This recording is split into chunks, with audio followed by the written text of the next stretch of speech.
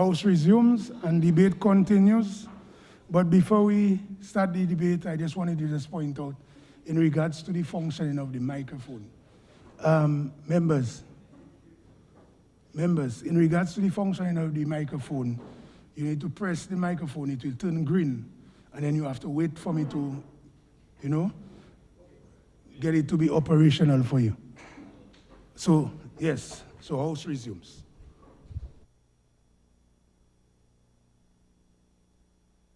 Yes, Senator John Finn.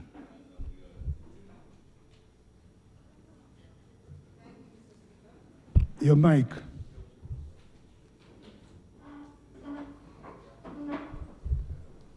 Thank you, Mr. Speaker. Mr. Speaker, I want to thank God for keeping us safe thus far in this hurricane season, although we still have a long way to go.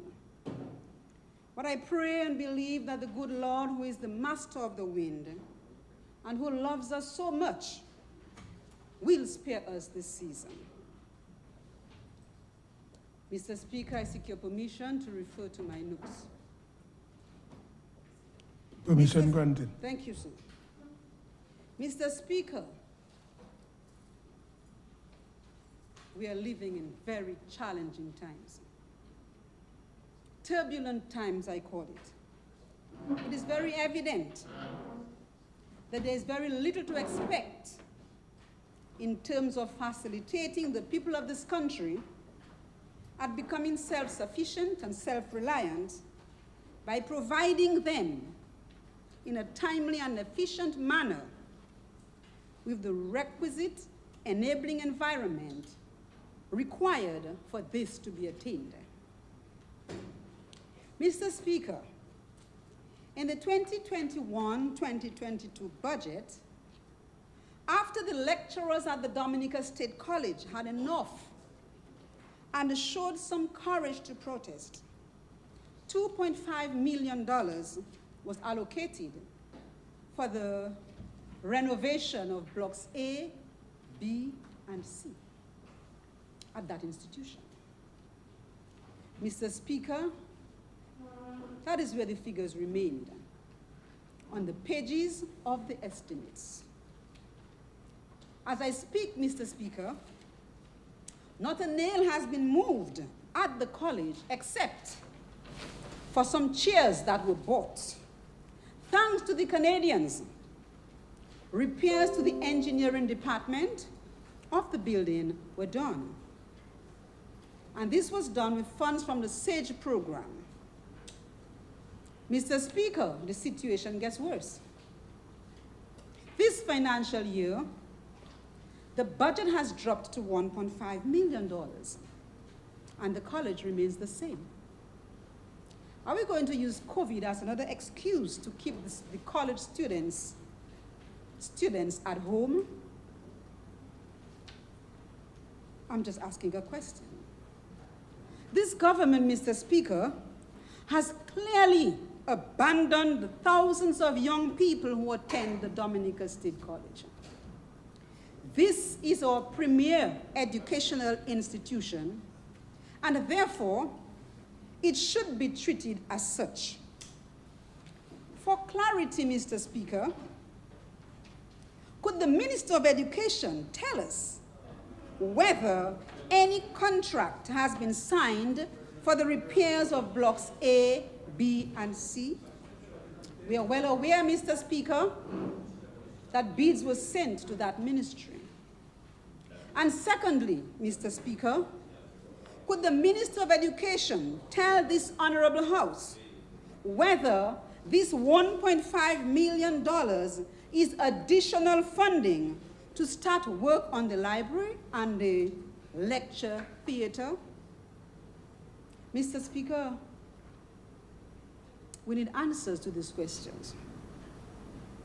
But I'm asking, is this a way of depriving our young men and women an opportunity of developing a skill and remaining at the mercy of handouts? As an educator who devoted the greater part of my life in service to our children, helping them to dream big and becoming ambitious and thriving citizens of this blessed land. It breaks my heart to see the condition of the Dominica State College, where our brightest and best have to go through. You on that side have collectively failed our youth. We on this side are looking forward to saving them. Mr. Speaker, I speak now to the rehabilitation of the Bois Diab Castle Hut and Garden Road project. Mr. Speaker, what are the reasons for the extremely slow progress? The people of Dominica, and in the East in particular, deserves answers to the hardship they face on a daily basis commuting on this road. Depreciation of our vehicles, that is accelerating. Price of fuel, astronomical. The people demand answers to this unacceptable road condition they are experiencing. And let me say, Mr. Speaker, that the cliche, this is the price of development, is totally unacceptable. The people demand answers. The rehabilitation of this road started many months ago. And by now, Mr. Speaker, we should have seen much improved road surface between Tarish Pit and Castlebruce at the least, Mr. Speaker. The road is now a river course. And now that we're in the rainy season, there being no drainage, driving on this road is a nightmare. Vehicles are falling apart. And on top of all of that, the astronomical costs that we have to face to maintain our vehicles and buy spare parts. In fact, Mr. Speaker, if the project was properly conceptualized, or properly costed, or properly designed, provision should have been made for the compensation to vehicle owners whose registered address is in the project area. Mr. Speaker, can I have some peace, please? The senator is asking for protection. And you are laughing. No, I'm not smiling. laughing, be That's a smiling. joke. Yes, no. You see, take it easy. Yes.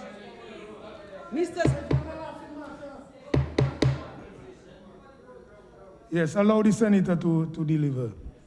Mr. Speaker, the project, I say, is necessary, but the condition for motorists is unacceptable. It's unfair. Mr. Speaker, if you drive down to Castlebruce any time from now, you will never drive down that road again. I can tell you. Last week, Saturday, visitors, after reaching halfway, or almost halfway to Castlebruce, when they were told that the road was the same all the way, they returned. They returned. And so, Mr. Speaker, we are losing business because of that road. It is causing people to park their vehicles because they do not have the money to spend on the repairs. It is inconveniencing people. Mr. Speaker, it is also affecting the tourism industry because here I speak of the damage that has been done to Emerald Pool. Because whenever it rains, you know the water gets cloudy and the tourists do not want to see that. They do not want to engage in that. They do not want to go in there. So we are losing business.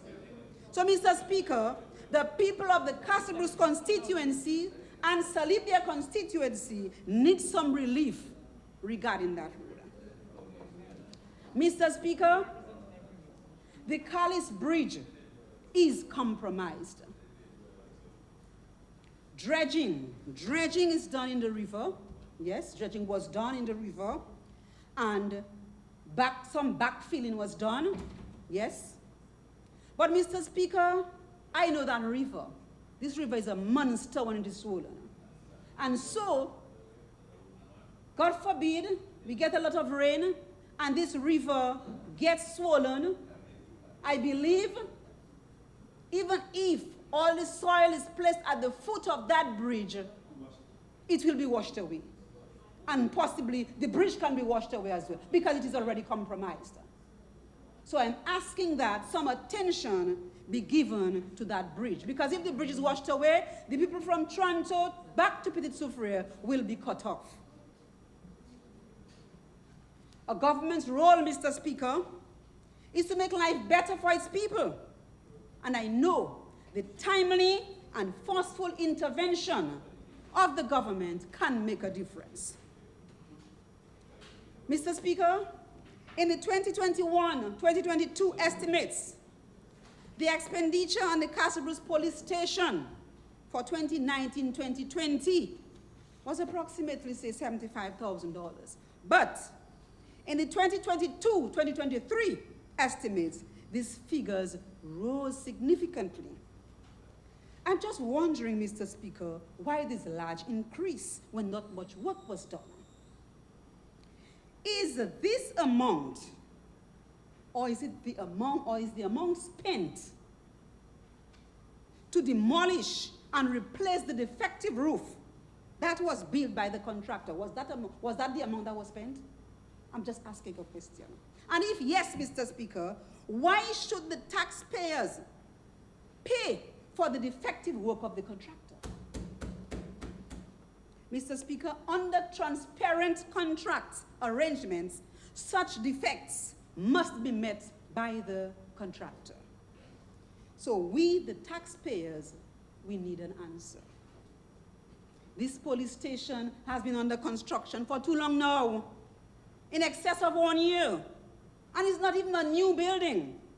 Work is at a standstill right now, thus further increasing costs to us, the taxpayers, because government must continue to occupy rental property to house the police station. While there, Mr. Speaker, I will also mention that the Castle Bruce constituency needs a fire hydrant. We have the fire services there. We don't have the equipment, I don't think so, but we need a fire hydrant. Because just recently, a few months ago, we had a big fire in Saint-Sauveur where a dwelling house and shop was consumed. And the fire truck came 2 hours late. So had there been the equipment and the necessary facilities in place, maybe the family would be able to salvage something.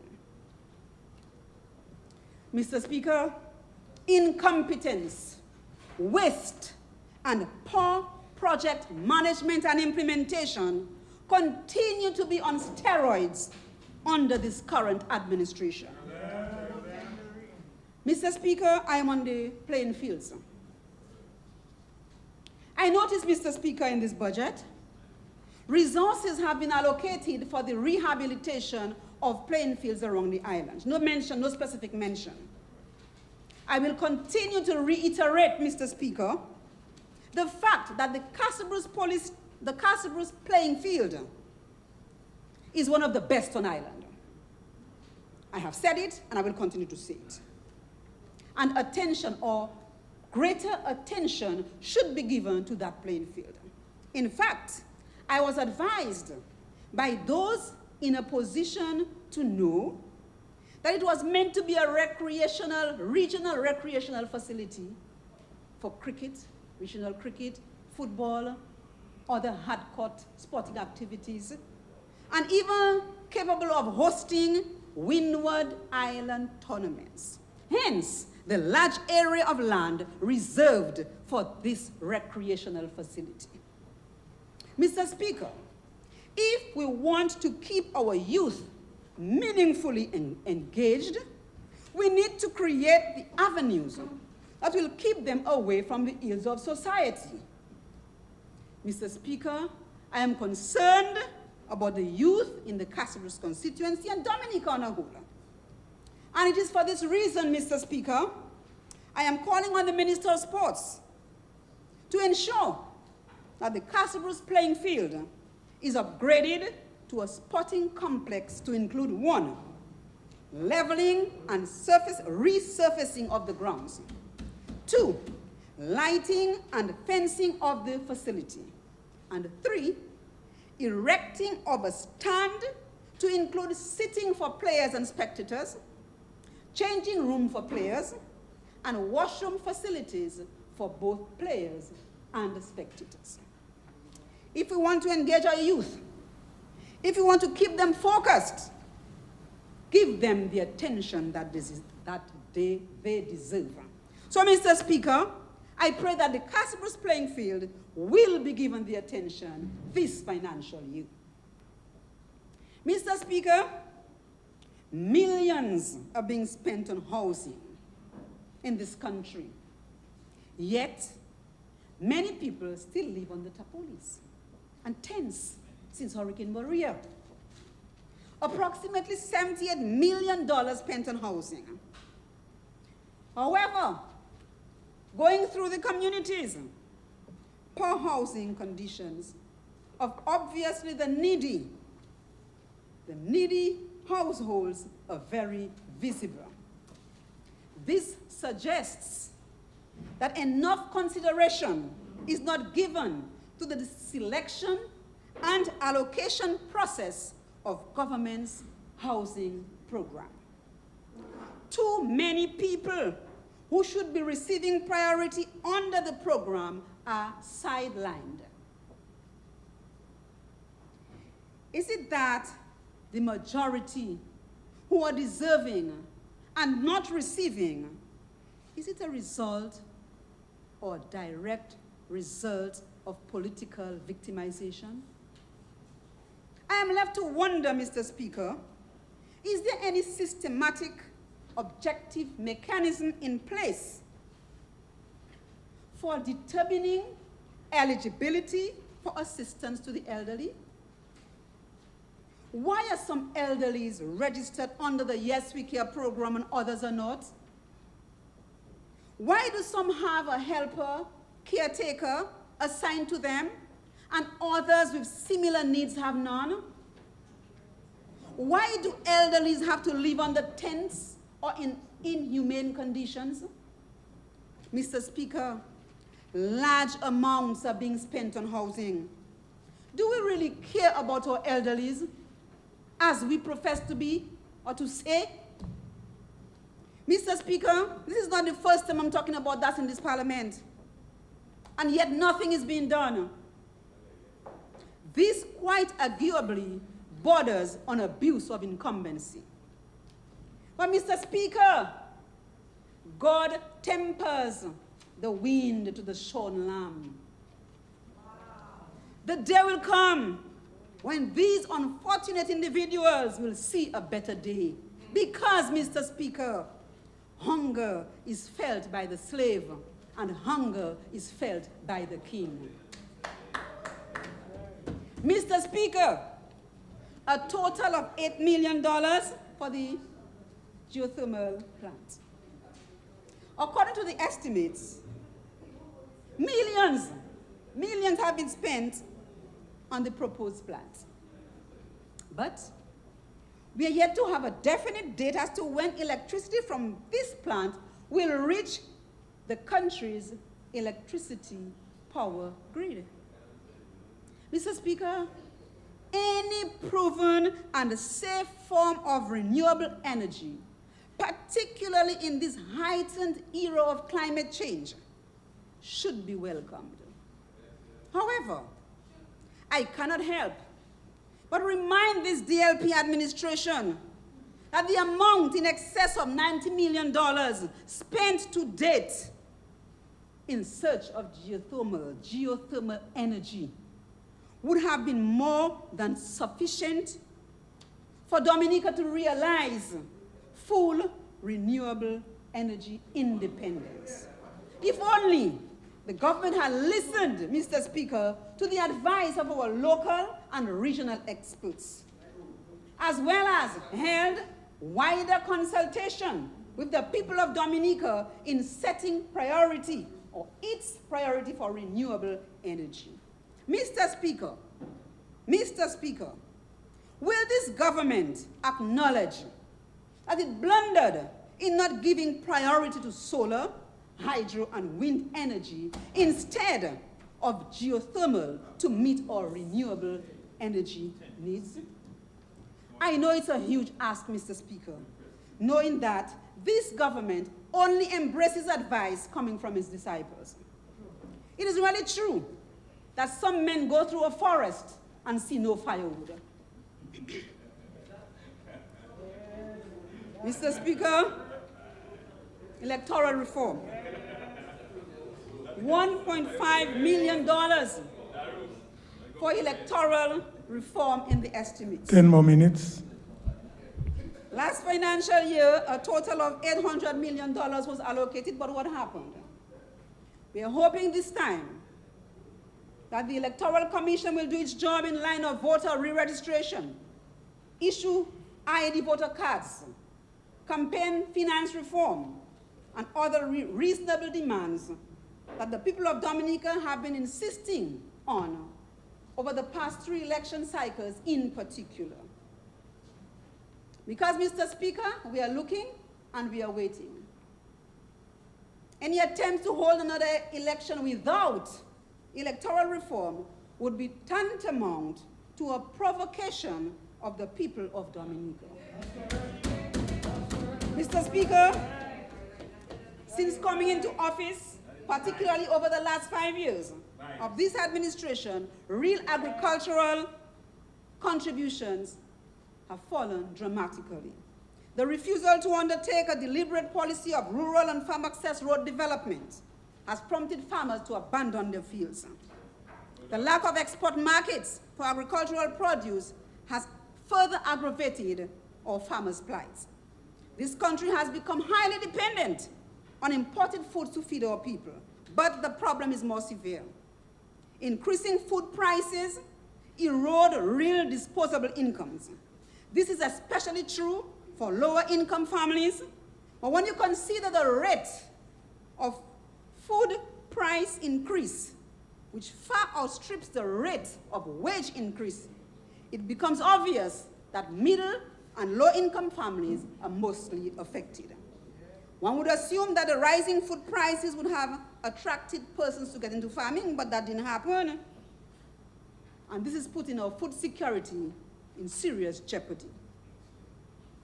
A deliberate, conscientious partnership between the Ministry of Agriculture and the farming community must be of necessity and must include tangible support from the government. $560,000 for the banana and plantain industries. Mr. Speaker, if we are serious about reviving agriculture, that is not enough. That is not enough for the amount of work that has to be done. Feeder roads, inputs, technical assistance, financial assistance, that's not enough. Farmers need markets. They need feeder roads. They need farm access roads. On behalf of the John Zeal and Foamy farmers in the Fisheries constituency, I applaud the efforts at constructing that road. However, we await, Mr. Speaker, in anticipation, the construction of Macaclean, Fraser, Tranto, Richmond, Ma Prince, Ant Hill, and 5 feeder roads. Farmers cannot go into agriculture if there are no feeder roads. Farm access, that's what we're talking about. Plantain and banana farmers, $1 million.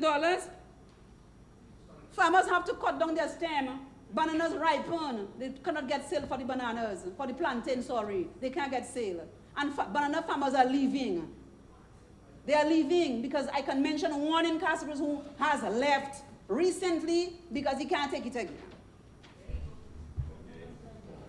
Mr. Speaker, I noticed the construction of an agri-science complex at 1 mile. Great initiative. Let's hope that it will be put to maximum use and not another coffee plant failed initiative. The economy needs it. So, Mr. Minister of Agriculture, please ensure that it becomes a successful project. Mr. Speaker, I was hoping to see in the estimate some form of support for foreign and bay oil, but I did not see that. I saw modernization, but we have to understand the people are still using the traditional way of doing their stuff. So we have to give them the benefit of it, or give the support that they need.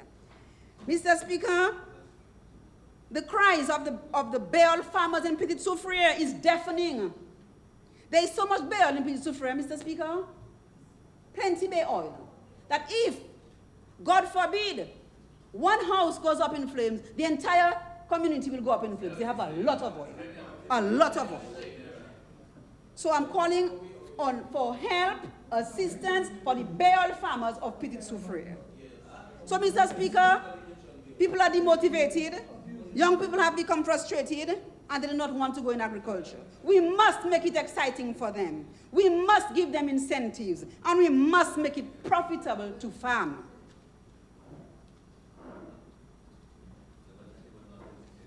So, Mr. Speaker, it is clear, I'm rounding up, Mr. Speaker.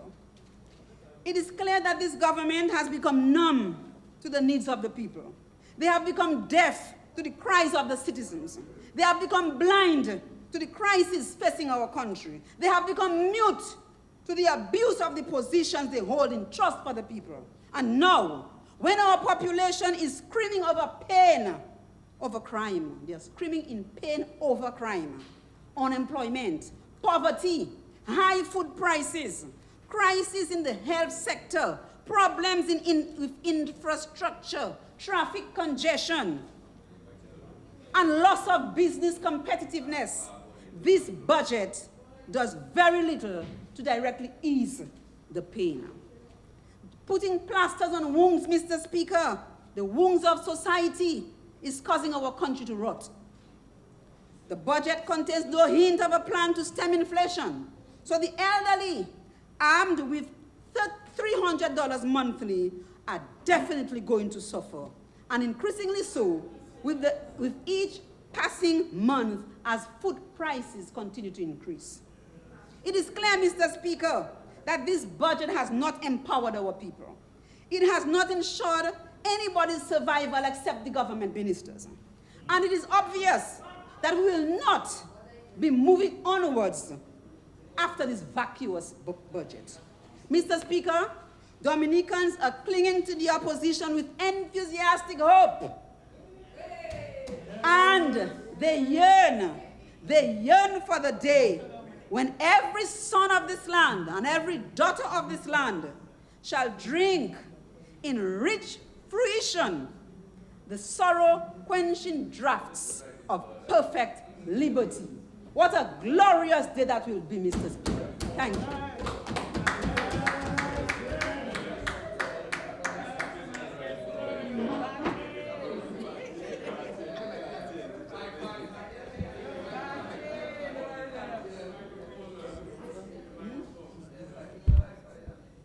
Yes, Honorable Edwards. Mr. Speaker, proceed. I rise to give my contribution to this budget debate. And before I start, allow me please to express my condolences to Ms. Urania Williams, who lost her brother Angus last week, Thursday, and to his extended family, the Electorals, the Pascals, and the Williams family, and he's a friend of mine as well. He was a friend of mine as well. But Mr. Speaker, I listened very attentively to the speakers before me. I listened to the Prime Minister yesterday, and I have read through the budget, and that budget is one of the best budgets ever. Mr. Speaker, this government, we have to chronicle what this government has been through and how often adversity has shocked this government and how often they have revived this country. Mr. Speaker, we will recall in 2000 when this government came into office, they found an economy on life support, Mr. Speaker. And Mr. Speaker, when it is on life support, you have two choices. You either pull out the plug or you resuscitate. But this government decided to resuscitate the economy. And when Mr. Honorable Douglas tells me about the early 2000s with horror, He almost wants to cry as to what this country was going through back then. And the government had to really work hard to revive this economy, because I don't know how we call it, if it was a man-made or a natural disaster. However, the economy was in really poor shape in 2000 when this government came into office. And they took action to resuscitate it. And Mr. Speaker, we have to go a little further. In 2008, there was an economic meltdown of the world.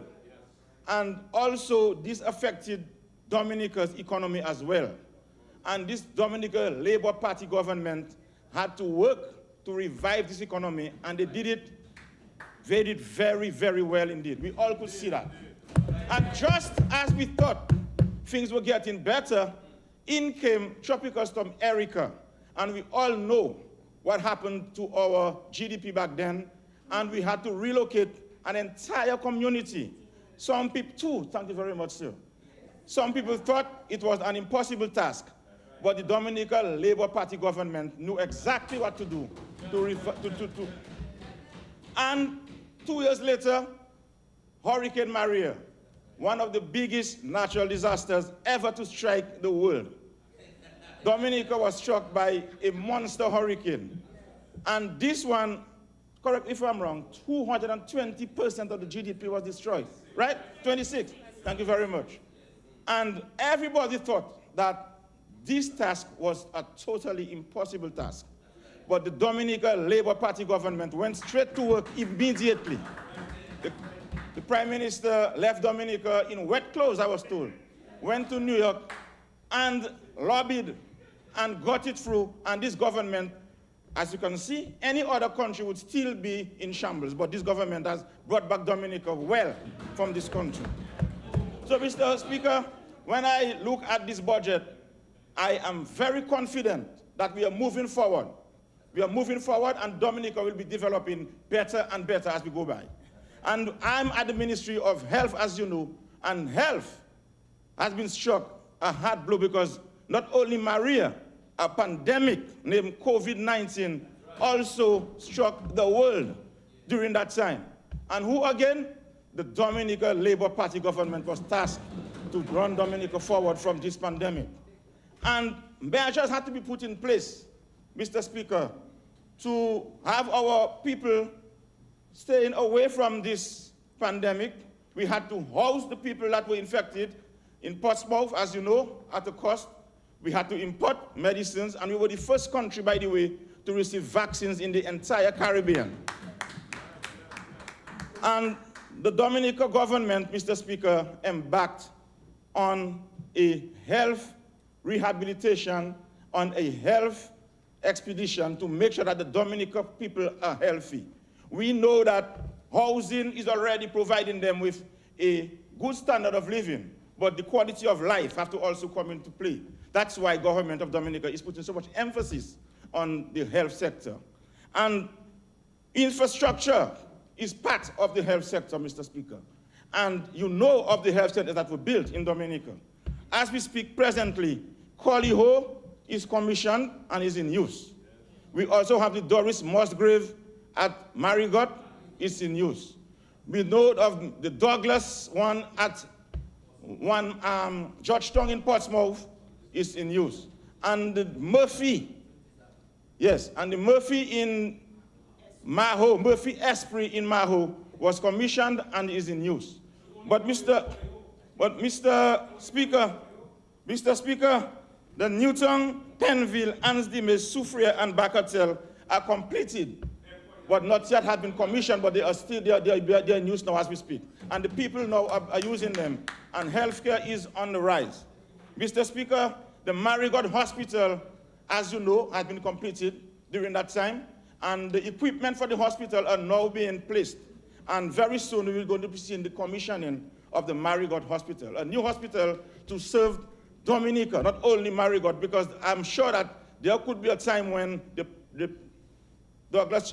hospital at Dominica China Friendship Hospital might need some help, or a person from the La Plaine constituency may be admitted in Marigot. Somebody from Calibishi or Cassibrus. So the Marigot Hospital is going to be a Dominica hospital to help Dominicans on a whole. And this hospital was constructed with funds, as you know, from the CBI. Mr. Speaker, there's also a new health center being built, health and wellness center being built at Savonpai. At Savonpai, Mr. Speaker. And not only that, we take our infrastructure very seriously in the Ministry of Health. We are renovating those that are due for renovation in Trafalgar, Massac, Salisbury, and Saint-Sauveur, Mr. Speaker.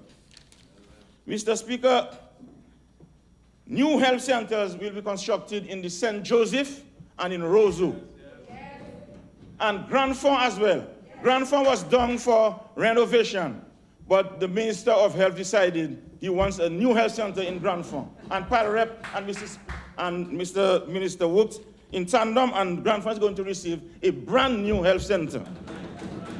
Mr. Speaker, infrastructure is part of it, but we also must equip our new place, our new hospitals. And we know of the new MRI machine that was commissioned last year at the Princess Margaret House, at the Dominica China Friendship Hospital. And MRI was a procedure that was being done for Dominicans overseas. I know many people in Dominica who had to travel to Antigua, to St. Lucia, to Barbados, to do MRI. This is the thing of the past now. It is being done in Dominica. Mr. Speaker, you know of the HIFU, and you heard yesterday from the Prime Minister. It's in use, and I heard him say that some people were laughing when they were talking about HIFU. It seemed like something in science fiction movies. No, it's reality. It's at the Dominica China Friendship Hospital. Mr. Speaker, we branch out to ophthalmology. There is a new clinic for ophthalmology, and it is a world-class center. It is located on the same compound from the Brenda Strafford Foundation, and it is well equipped with all the modern facilities needed for eye care. And any Caribbean country, anywhere in the Caribbean who wants to come, anybody who wants to come to have their eye checked can come to Dominica to check it. As a matter of fact, it will be a center of excellence for eye care. So Dominicans are fortunate to have a government with that foresight and that vision to have them a Brenda Strafford Foundation and that eye clinic and I heard Dr. who? Ricketts, yes. She endorsed it. She said it is a great thing. And Mr. Speaker, the human resource, as you know, is an integral part of any healthcare system. And therefore, the Dominica Labour Party government has gotten help in specialists. There are 4 specialists from the People's Republic of China now at the Dominica China Friendship Hospital. And upon departure, they will be replaced by 4 other specialists, Mr. Speaker. And you know of the Cuban collaborators, we recently received from them nurses, pharmacists. In fact, there are 2 nurses from the Cuban brigade in my constituency now in Lapland, working in the Lapland Health District. And the Ministry of Health has taken a decision to put 2 medical doctors in each health district in Dominica. So it will allow the flow of healthcare. And no longer will you have 1 doctor working and next week she's off. No, 1 doctor is off this week, another one comes on next week, and the people of the communities island-wide can access healthcare anytime, 24/7. If you're sick in Lapland or you're sick in Salisbury, you call the nurse come at your home 1 o'clock in the morning, you are brought to the health center at 1 a.m., the doctor is called, and you are seen. If you are to be transported, the ambulance is available. So healthcare in Dominica is an envy of most Caribbean countries, Mr. Speaker. Mr. Speaker, the Dominica government had a very good foresight. You heard of the new authority, Dominica Hospital Authority, who is now responsible for the hospitals in Dominica, both hospitals, the Marigot Hospital and the Dominica China Friendship Hospital. This is a new initiative where the Minister of Health will expound on that when he's giving his presentation, Mr. Speaker. And Mr. Speaker, we in Dominica are to sit and look at what we have And we should boast for other people when we talk about our country. Boast to them and tell them Dominica healthcare system is by far one of the best in the Caribbean. And Mr. Speaker, primary healthcare is on the move as well. Community health aides. Their community health is now on contract, and they are being used island-wide. These are the foot soldiers. These are the people who go out to the communities, who meet the people at their homes, who check their blood sugar, who check their foot care, and have them to come to the health center for further attention. When the doctor is busy at the health center, the nurses at the health center, the health aides go out there and meet people on the ground and initiate treatment. Because let me tell you, Mr. Speaker, you can diagnose quite a few people by going out to their homes and bringing them to the health center, Mr. Speaker. And these people in the future might well be absorbed into the system. You never know, Mr. Speaker. And additional environmental health officers were employed, Mr. Speaker, as you know, we had the COVID-19, especially in port health. And I think, Mr. Speaker, some new positions are going to be created for environmental health. Because health is not only doctors and nurses and pharmacists. You have environmental health, you've got lab technicians. It's a team effort to bring people to good health. And the Dominica government is taking care of every facet of that. Environmental health, lab technicians, pharmacists, doctors, nurses, radiologists, just name it, because we know that a healthy nation brings a wealthy nation, Mr. Speaker. Mr. Speaker, we know of the Marigot district is now going to be reconfigured, Mr. Speaker.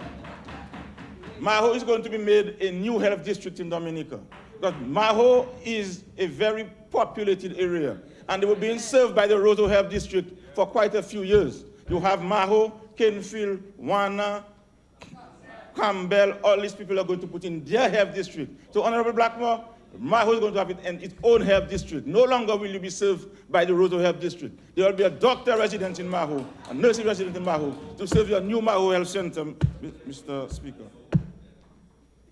And Mr. Speaker, at the Ministry of Health, we know that NCDs are the biggest killers in Dominica and indeed the world. And we have really declared a robust and sustained attack on NCDs. And we are going all out to fight NCDs. So hence that we have a new thrust going forward that we are going to put a lot of emphasis on the NCDs. We are going out there to educate these people, educate our Dominican people. The health promotion unit will be combining with the health district. We're going to educate people, and we want people to use the health and wellness centers. You don't necessarily have to be sick to go to there. You could be passing down the road, pop in the health center, check your blood pressure. Because we want to go on a prevention drive. We no longer want to have people, when they are sick, brought to the health center, and by the time you transfer them to the Dominica China Friendship Hospital, it's time for amputation. So now we are going on a nutritional drive, exercise, all healthy habits. We are going to have our health promotion work with us and have these things all over Dominica, because we know it's NCDs, heart disease, diabetes. These things have to be, they have to be arrested. They have to be arrested. Because you know, younger and younger people are now being affected by these diseases. And we cannot afford this to happen in Dominica, Mr. Speaker. And you know of the HARTS program that was established, that was launched, in May this year. And this HART program is an integral part of the NCD's fight and the primary health care in Dominica. Mr. Speaker, the budget, there are so many good things in this budget. Time will not permit me to highlight. But I single out agriculture, because La Plaine district and La Plaine constituency, indeed the entire East, agriculture is the lifeline of the people there. And I'm looking at what I'm seeing in this agriculture, in Dominica agriculture in this financial year upcoming, and I'm very happy that the La Plaine people will be benefiting. So I'm asking the La Plaine farmers to put themselves forward, to have themselves available, to work with the Ministry of Agriculture and the Ministry of Trade, that we could work together to make our agriculture better, and there are benefits there. And as I'm on that now, there are two farm access roads being built in La Plaine as we speak. The Agricultural Station Access Road and the Guan River Access Road. And the farmers there are very happy because these roads there were battered by Hurricane Marigot. They were flooded and they were damaged. But now, if you look at this road, I mean, it's a highway. It's a highway. It's a highway. It's a highway. It's a highway. It's a complete road. Some people are even saying this road is, oh, that's too good for the no. We need farm access road of high quality. Yes. Mr. Speaker. That's it. And I'm happy that Dexter and Ministry of Trade is going to work together with the Ministry of Agriculture to have our farmers get markets for their produce. You know we have high production of plantain and bananas, bay oil, toluma, and furin in Lapland constituency. And we're looking forward, Mr. Douglas, to all these benefits that have been put in place for us for agriculture. And when I look at the infrastructure part of it, Mr. Speaker, I notice that the Botica is going to be receiving a new water supply. And I'm very happy. As you know, water is a main, well, everybody needs water. There is no life without water. And the Botica supply was being taken from the heights of Botica, and it was deemed very dangerous. And as a result, the project was stopped.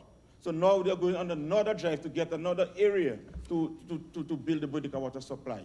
And the Ministry of Public Works will be championing that, and I'm very happy. Like I said, Mr. Speaker, there are so many good things happening in this budget. Time will not permit me to go through it. But Dominica is on the right track, and the Lapland constituency is on the right track, Mr. Speaker.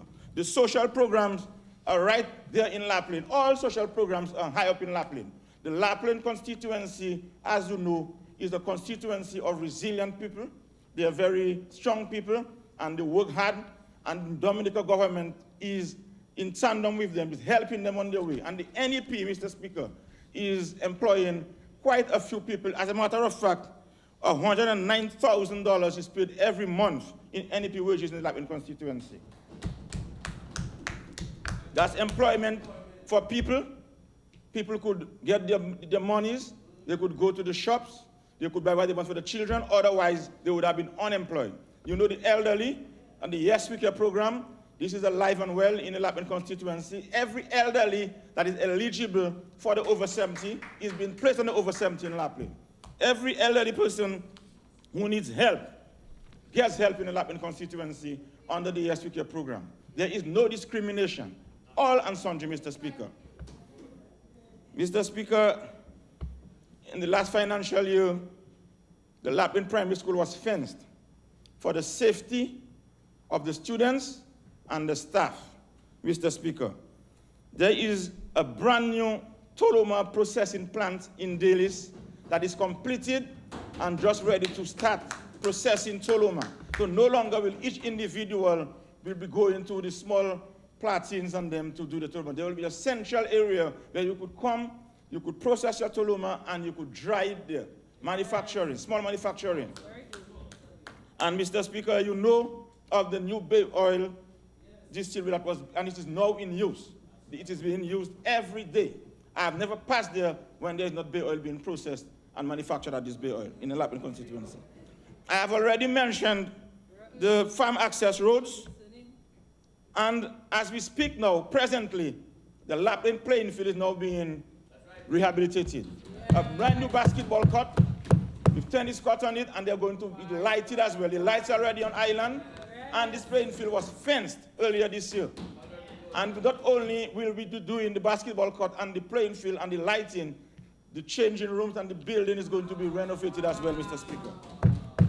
Mr. Speaker, housing is a main part of this government, and this government has taken housing in the Lapland constituency very seriously, and island-wide, I might add.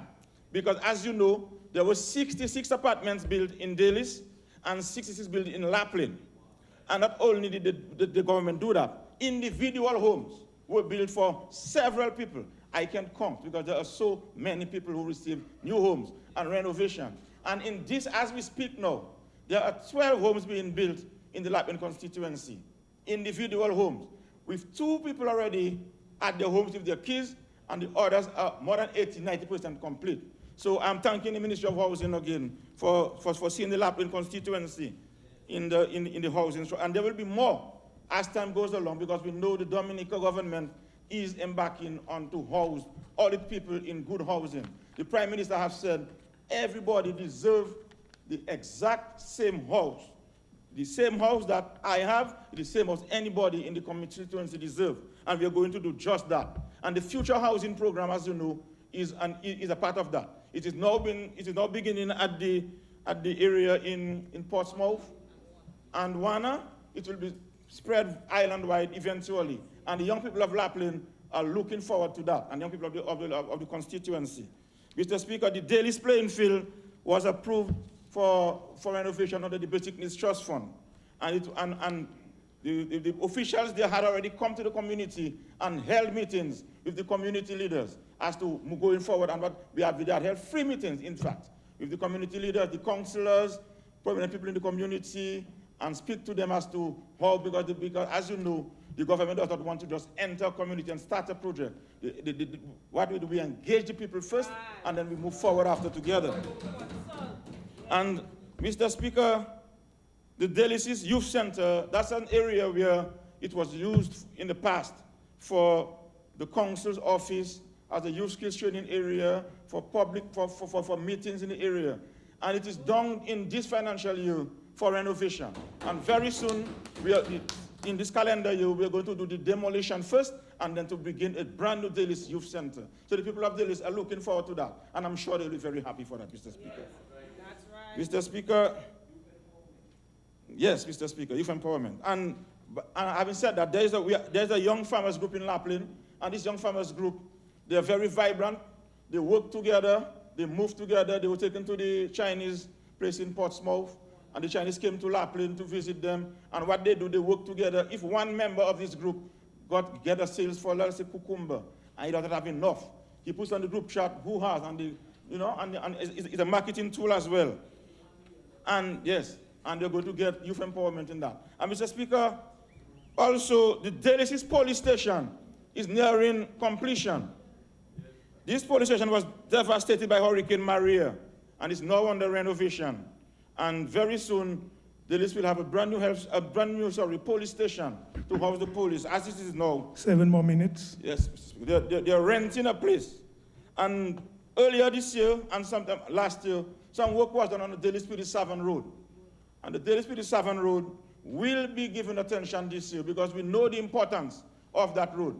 I know the importance, and we all know it is a good artery into Roseau, and the people from Bacatel and these areas coming to sell their fish. So for the people of Daly's listening, I know that we are going to do some work and to complement what was done. It's just a matter of putting the engineers and the people put everything in place, the technical work to be done for us to continue going forward with this Daly's Spirit Savon Road, because we know the importance of it. And the Dominica Labour Party government always take these things very seriously.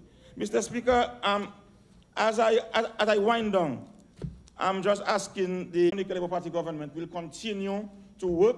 It will not be distracted. We are not going to be disturbed. We are moving forward to work for Dominica and Dominicans, Mr. Speaker. Thank you very much.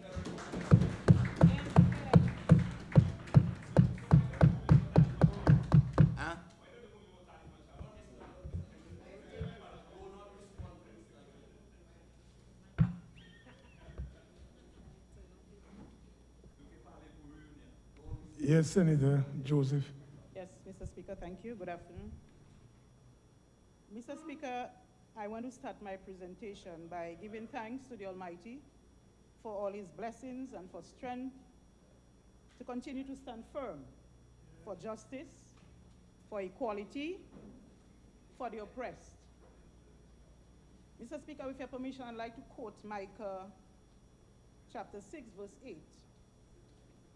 He has told us, O man, what is good and what does the Lord require of you, but to do justice and to love kindness and to walk humbly before your God.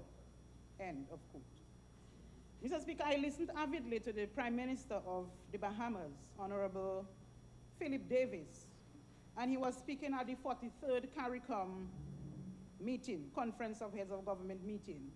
And he said, and with your permission, I'll quote, under the effective leadership of Secretary General Barnett, Let us harness the expertise of our Secretariat to move forward together.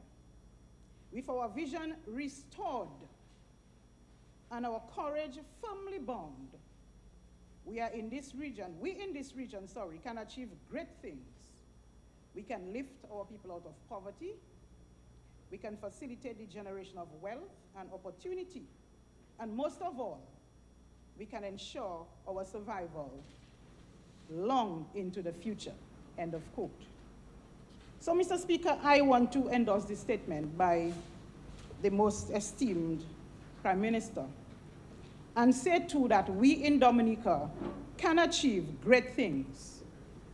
We can lift our people out of poverty. And like the United Workers' Party always reiterates in their manifestos, to make Dominica the best place to live, the best place to work, and the best place to enjoy life. So therefore, the budget for the fiscal year 2022-2023 is expected to do just that. Let us hope so. When I wrote that, I had not seen it, so let us hope so. But from what I heard, it is not so. Mr. Speaker, in reviewing the sparse information contained in the estimates, we on this side of the House are not given much to work with. However, we always rise to the occasion. Mr. Speaker, I heard my parliamentary representative speak just a while ago. But isn't he? And as a constituent, I am not happy. I'm very disappointed. Yes, it is. I am happy for the farmers of La Plaine who have gotten the feeder roads. I am happy for the Boetica water supply. But, Mr. Speaker, I am not happy that I am hearing about the Daily Stupidity 7 road, but I don't think I saw any budgetary allocation for it in the estimates. That is what we want to see. When you allocate for it, you can speak about it, but if it is not there, how is it going to be done? Mr. Speaker, the opening of the Daily Stupidity 7 road would contribute significantly by creating the linkages, thereby increasing the access of goods and services located in the nearby villages. We're talking, Dalis is not a fishing community, so we always relied on Bagatelle, on Font-Saint-Jean for fish, Petite Savannah as well. Residents would enjoy fresh fish very often. Now today, they have to go right around the island. By the time they arrive, the fish is already not fit to eat. So you have loss of the fisher folk as well as the vendors themselves are losing. Mr. Speaker, also greater access to education at road would assist with, because we have our children who leave to go to the Goodwill Secondary School. They're on the afternoon shift and they leave about 11 o'clock. And when a child leaves daily at 11 o'clock and they're going to town, Mr. Speaker, they're already tired when they arrive. Now, I saw some allocation for the Goodwill Secondary School, and I hope that it can happen, because we've heard about it before and it has not happened. So I hope this time it is going to happen, because the government vision is restored, and they have seen the light, and they are seeing that things that we have been talking about for so long needs to be done, so now they're going to do it. So all well and good. Now, Mr. Speaker, they're great suffer because they are tired when they wait for the bus about 5 o'clock. By the time it's 6:30, they arrive in the community and they're already too tired to do on any work. So we have that area as well is being affected for the lack of the Petite Savannah road. Now, I know Singola Blomquist, the lawyer, and a lot of people from the Dalis community worked on the road. They did a lot of work on the road, and we want to commend them for that. The people of Petite Savannah join as well to work. The ability of our people to return to normalcy after a hurricane as well is important, because exit and access into a community is of paramount importance when you're talking about resiliency of a country and less vulnerable people. So this is hampered when there is no access to and from the communities. And the people are more vulnerable since the capacity to respond in a timely manner becomes an issue.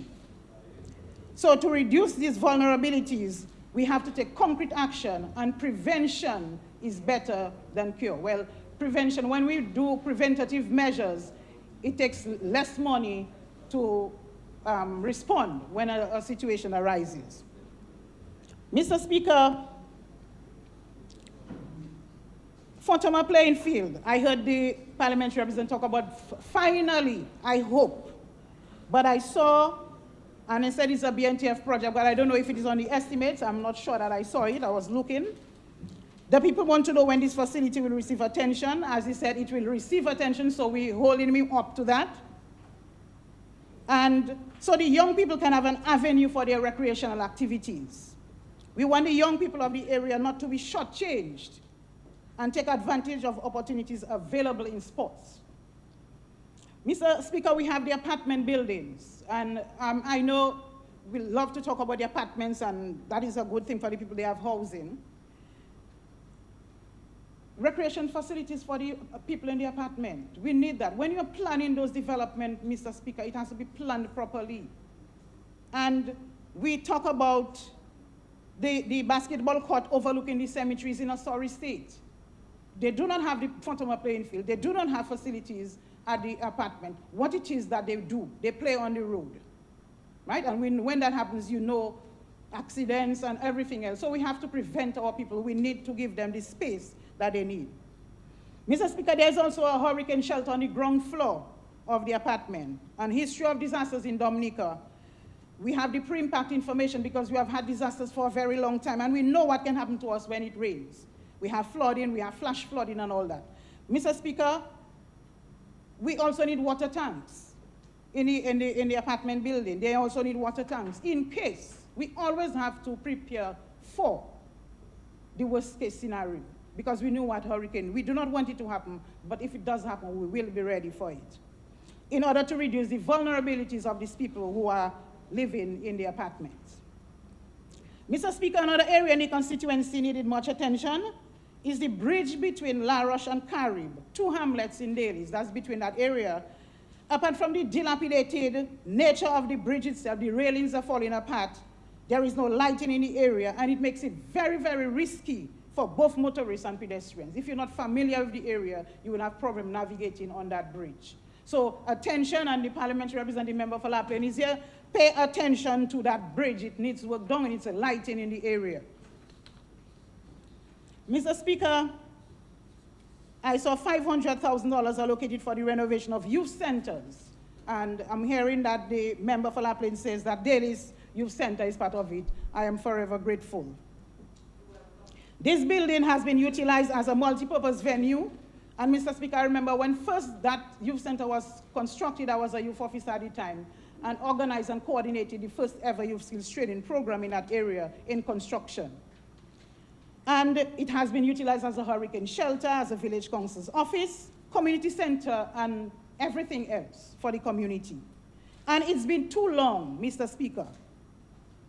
I see an amount of $224,200 made available for youth skills for economic growth. And youth skills program, that is not enough. If I were, I would give $1 million to that effect because our young people need that kind of skill. And we know what the youth skills training program has been to Dominica. Because a number of the youths we have now who went through the youth skills training program are they themselves small artisans and contractors, small contractors themselves. Mr. Speaker, so we want to make provisions for the implementations of youth skills training module or modules in the La Plaine area for our young people. This program reached the length and breadth of the island, identifying and prioritizing the needs of the youth. The availability of local resources was identified, employment opportunities created. We also had remedial classes that was provided by the Adult Education Division for those who needed that upgrade. Some members of the community, Mr. Speaker, I want to specifically mention Glorin Simon Joseph, has been trying to set up a library in the community, but due to lack of assistance, financial and otherwise, it had to be put on hold. Mr. Speaker, the benefits of these safe places cannot be overemphasized. A centralized hub for resources and the development of our most important resource, our people, not just in Dailies, but in La Plaine as well. The complex building in Lapland in the middle of the community is a big eyesore, Mr. Speaker. That's where you had court, and that's where you had the village council's office. That's where you had community centers, you had library. Everything was housed in that multipurpose complex. Did I hear the minister, the member for Lapland speak about that? I don't think I did. This facility can be transformed in so many uses. Let us stop talking about a beautiful budget in front of us and talk about what is needful. It doesn't hurt to say, I need that for my constituency. The people would love to hear you speak on behalf of them and tell them you need that for their constituency. Mr. Speaker, we have an aging population, and we need to ensure that they all receive the best of care. I saw $286,863 for strengthening of national capacities to better support people living in poverty and vulnerable groups. We have the House of Hope in Dailies, Mr. Speaker. It could be restructured, expanded into a care facility for the aged. Our people sometimes wait too long for space at the Dominica Infirmary, not because they do not want to, but because there is no space allocation for them. And if this place is developed, it would work for the entire Southeast. It would create employment. So you have people from Grand Font to Dailies would be housed at the House of Hope in Dailies. You create employment as well in the rural economy, developing, Mr. Speaker, the rural economy. We heard about the feeder roads in Lapland, much relief for the farmers, but we also have Babelview, we have Belvedere, we have other feeder roads that need attention as well in the communities that needs to be given attention because we have farmers who are suffering in these areas. Developing of the banana and plantain industry, an allocation of $500,000, Mr. Speaker. Developing what way? Because we still hear the cries of the plantain farmers in the Lapland area. I mean, I don't know about the others, but I know. And all around Dominica, for that matter, they tell you the plantain is left to ripen in the field. There is no market. And they tell you, miss, do you want a bunch of plantains? And just go and pick it up. This is the kind of thing that you hear. I met a young man who told me he had to cut it down because he's just not selling, and he had to plant cane instead. The promotion of decent work in the rural economy, Mr. Speaker, is key to eradicating poverty.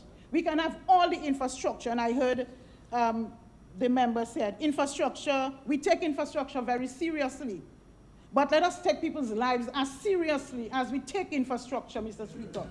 Because we can have the infrastructure, but our people are not resilient, nothing is going to work for us. And we ban the word resilience and modernization all over the place. Let us just stop using words that we're just using words for, and let us make it happen for the people who are suffering in this country, Mr. Speaker. Mr. Speaker, we want decent and productive jobs, which will contribute to the sustainable development and economic growth. So we talk about the cost of living, the cost of food items. The people of Dominica, the people in La Plaine area, they need a much needed break. And I do not see this budget giving these people a much needed break. The people who see the very good thing in the budget are people whose pockets are full. It will not bother them. Right?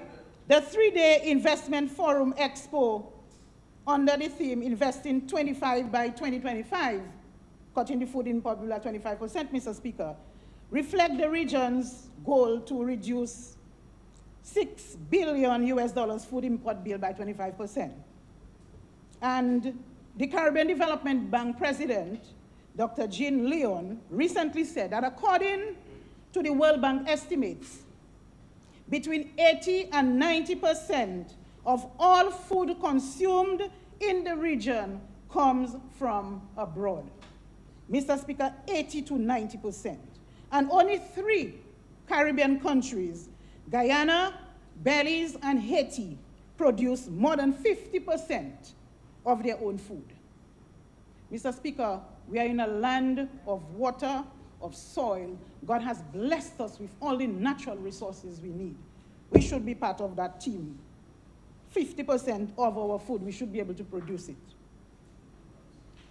Mr. Speaker, we heard of modernization of traditional crops, cassava, toloma, bay leaf processing, herbs and spices, and $500,000 in this fiscal year.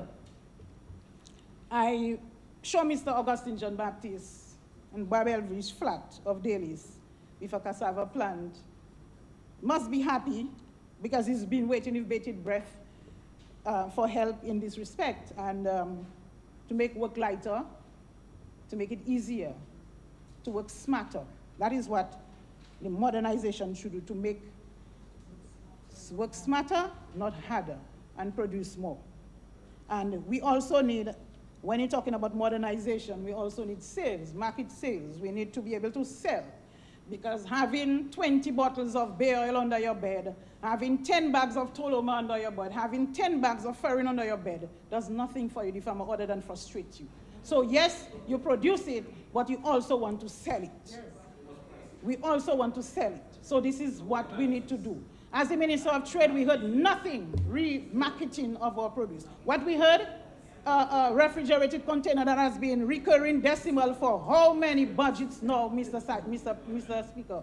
Refrigerated container, refrigerated container. Every time we hear the same thing over and over again. Make it happen, then we will believe what you're telling us. Until then, we are very skeptical that it is going to happen.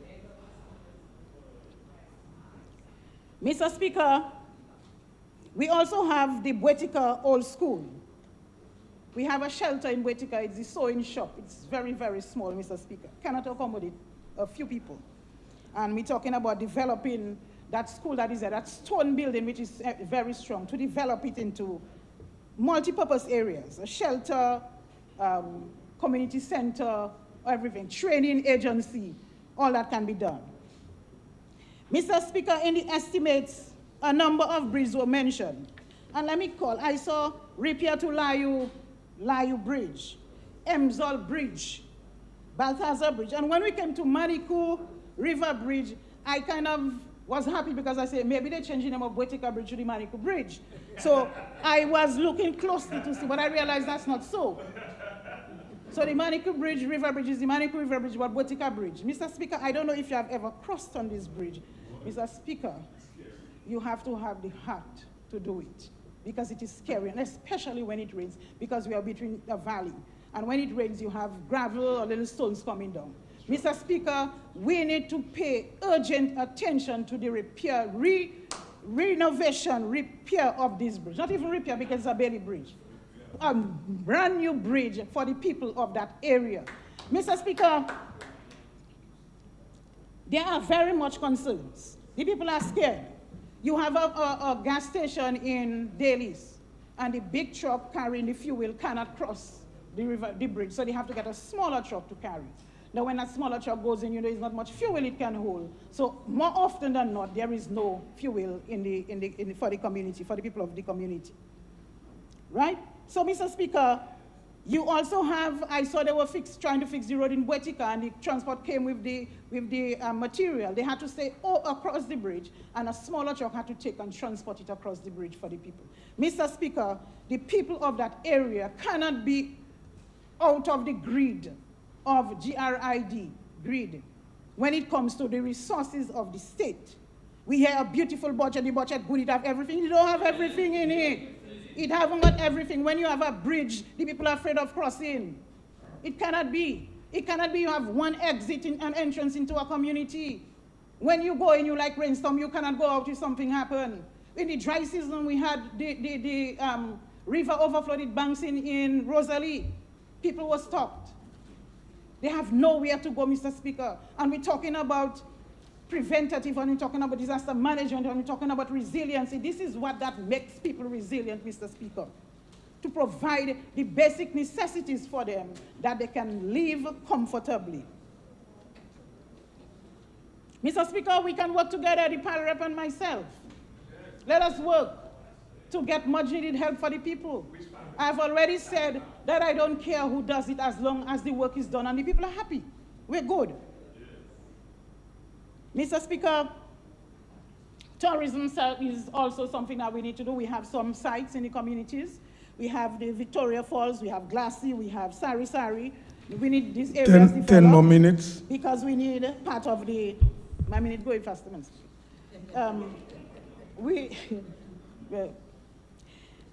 Mr. Speaker, I was happy that the Toloma people in Daly's Toloma women farmers got help. I was privileged to help them design the project proposal for UNDP, Mr. Speaker. And when they met me, they were very grateful for the assistance that were given to help to develop the proposal where they got the money. So I'm happy that UNDP helped them with the Jeff Small Grants Program, assisting them.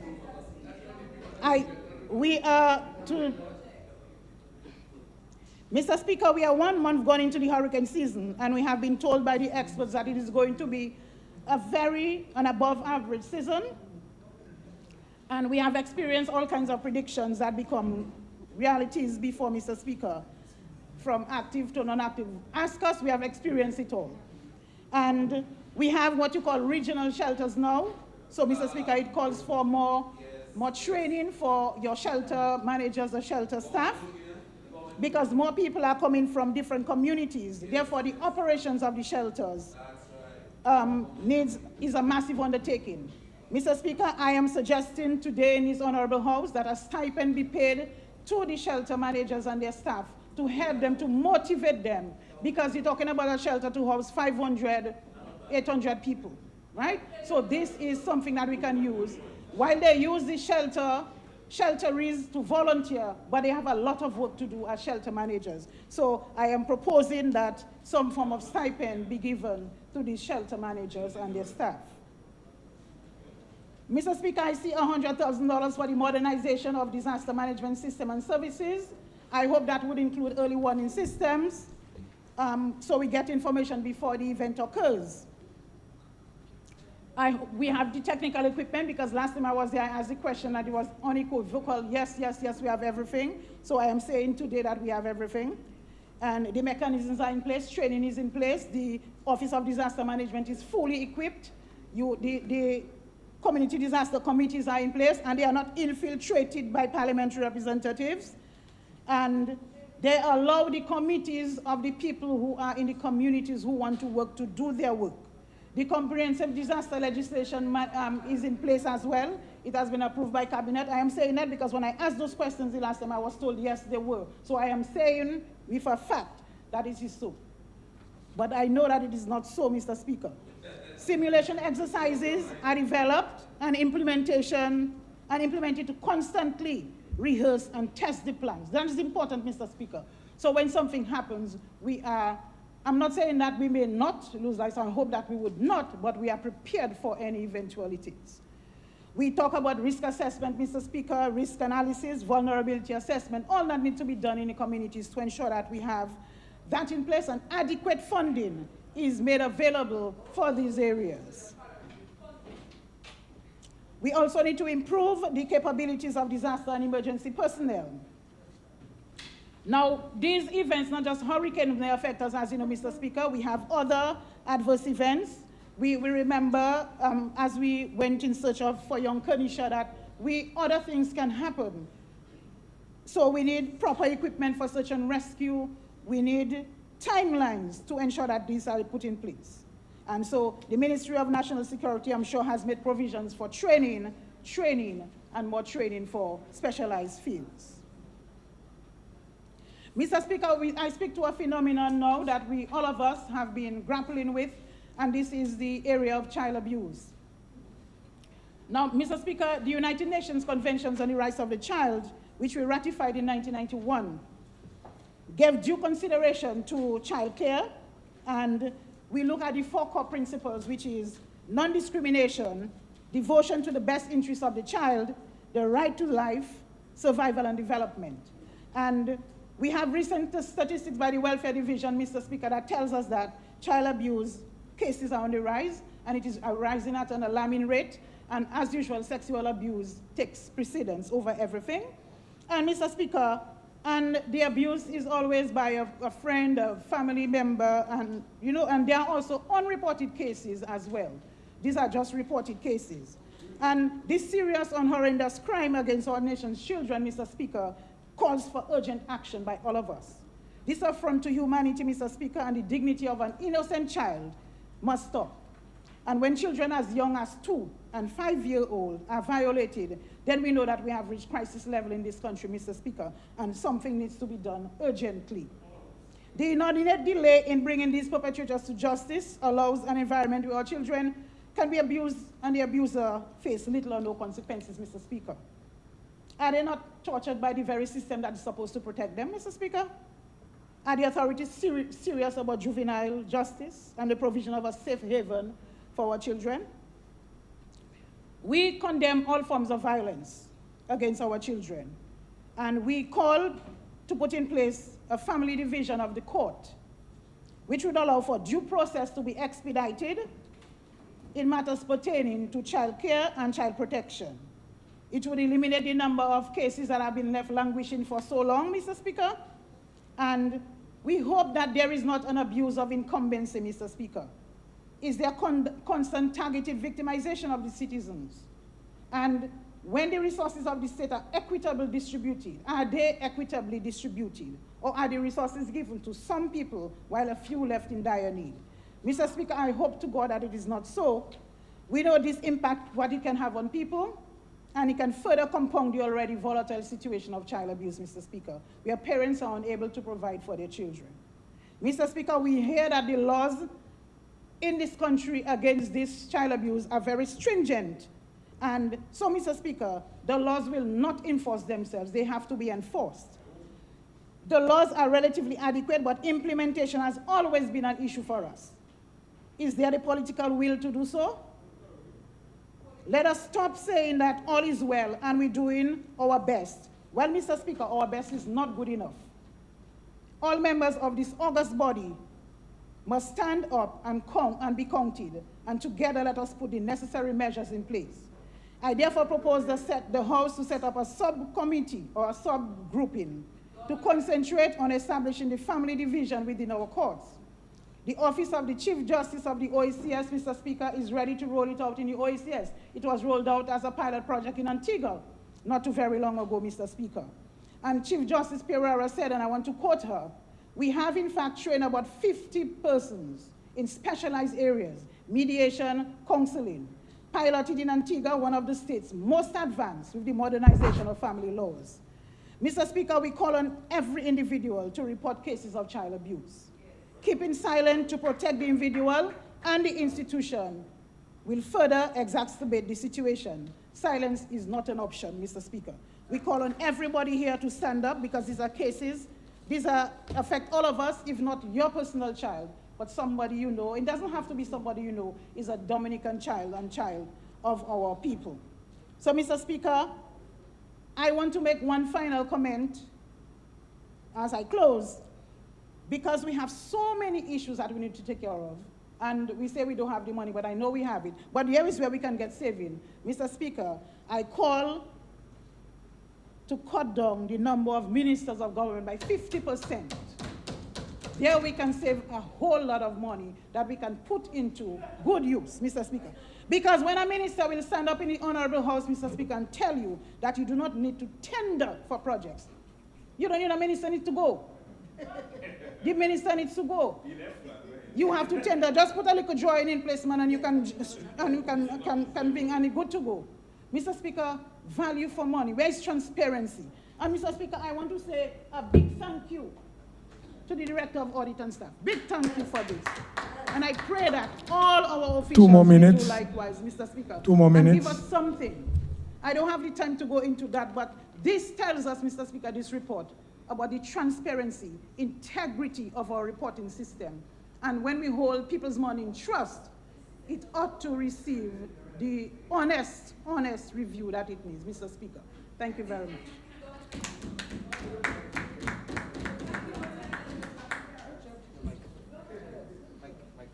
Oh, sorry.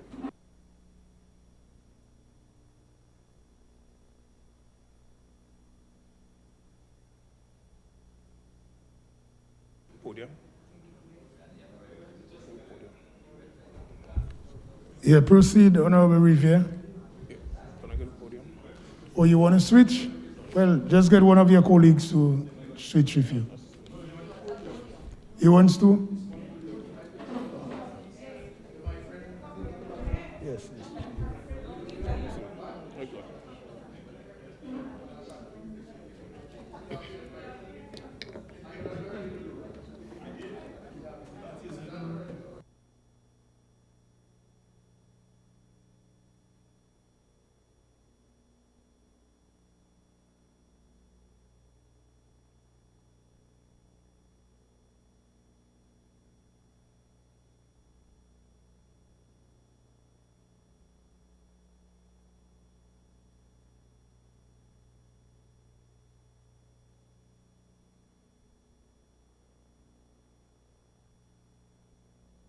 Honorable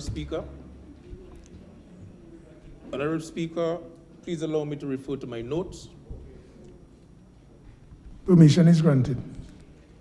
Mr. Speaker, I rise to give my full and unwavering support to the 2022-2023 budget estimate as presented by the Honorable Prime Minister and Minister of Finance.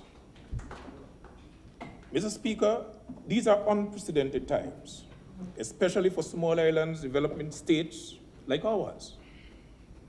Our challenges are insurmountable as we deal with the threat posed by climate change, COVID-19, the war in Ukraine, monkeypox, and even more dangerous, Mr. Speaker, the verbal destruction by those who are prepared to tarnish this country's name.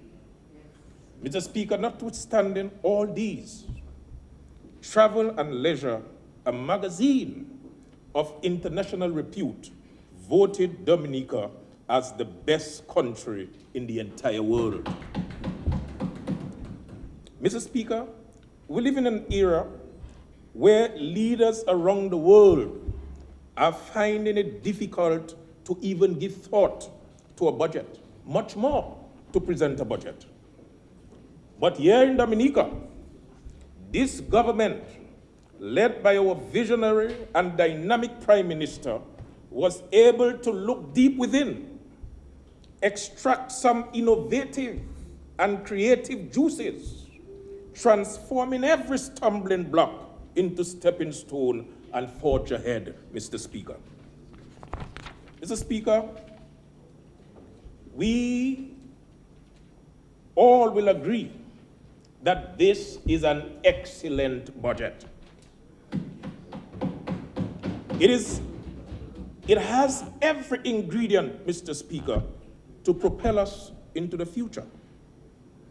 It is the kind of budget that can arouse a response even from a sleeping opposition. This is the people's budget, Mr. Speaker.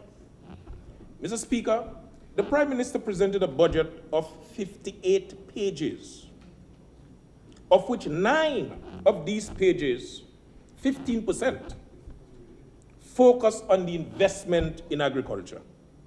Further to that, Mr. Speaker, this year's budget represents $15 million over last year's estimate for the very sector, providing a total allocation of $55 million. Maybe, Mr. Speaker, the largest allocation agriculture has ever seen in the history of this country. Mr. Speaker, this is clear demonstration of how seriously this government is taking agriculture. Agriculture to this government is top priority. Agriculture remains the center pillar of this country. Agriculture is everybody's business, and everybody should treat agriculture as a business. Mr. Speaker, the Prime Minister calls on us to produce more. He articulated several measures to incentivize farmers to produce. And every farmer within the sound of my voice should realize that this government has its back, or his back, or her back. This government is interested in you and have you your best interests at heart. Hence, 90 or 99%, if not 99%, of all the proposed measures came from the farmers themselves, Mr. Speaker. Mr. Speaker, and because these measures come from you, I am confident that you will work with the government, just as the government is always ready to work with you to take advantage of the opportunities that will be available in agriculture and take agriculture to the next level. Mr. Speaker,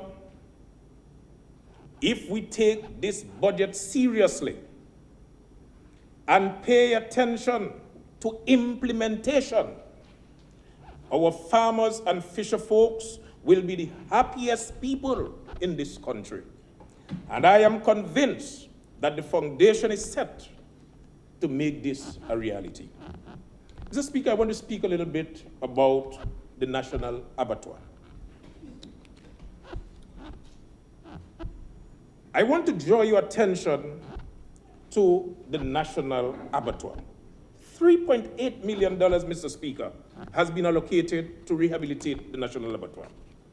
Yes, Mr. Speaker, the abattoir continues to function despite many challenges. The structure was severely battered by Hurricane Maria. Of course, it was brutally impacted by COVID-19. And now we see the rising cost of feed, spike in the cost of production as a result of other global events. These factors have limited the potential of the abattoir to meet the demands of locally produced meat products. In light of this, we are reviewing the entire abattoir program and hope to put additional measures in place to ensure that the program continues to grow and to meet the expectation of all concerned. As such, we are embarking on a total review of the abattoir, looking at the full operation, the production cycle, the management and administration, documentation, regulatory framework, the business and marketing, and the improvement to the infrastructure, all with a view to making the abattoir more efficient and more sustainable. Mr. Speaker, there is no doubt that an investment of such magnitude will increase capacity and efficiency of the abattoir. And, well, most importantly, my friends, well, I should not say my friends, honorable members, safeguard the livelihood of many families who rely on it. The National Abattoir has tremendous potential. Despite numerous challenges, last fiscal year, we were able to slaughter broiler birds to provide 253,989 pounds of saleable meat at a value of $465.98. In the same period, the abattoir slaughtered 265 pigs, which yielded 24,006 pounds of saleable meat at a value of $206,364.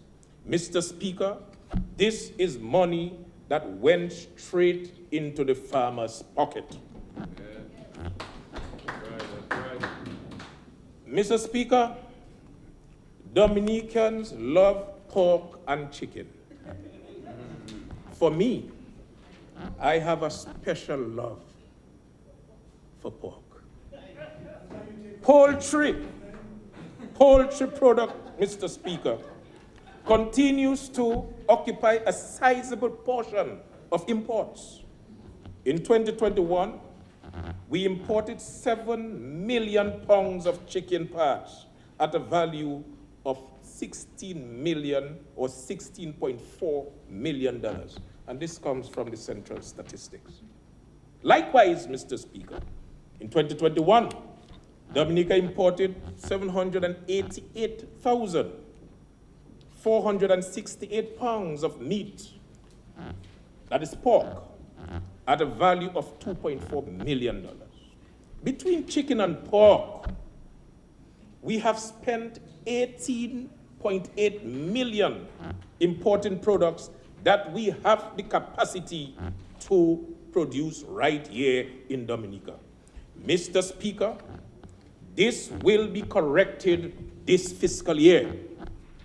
We are positioning ourselves to gain a greater share of the chicken and pork market because we love our chicken and we love our pork. Mr. Speaker, the National Abattoir has the potential to gain a greater share of the market. It was built to process 1,500 broilers and 50 pigs per day. This is why government has allocated $700,000 in this budget to provide direct support to poultry farmers in order to increase production. To capture that greater share of the market, Mr. Speaker, government will invest in at least 10 farmers with the capacity to commercialize production at farm level.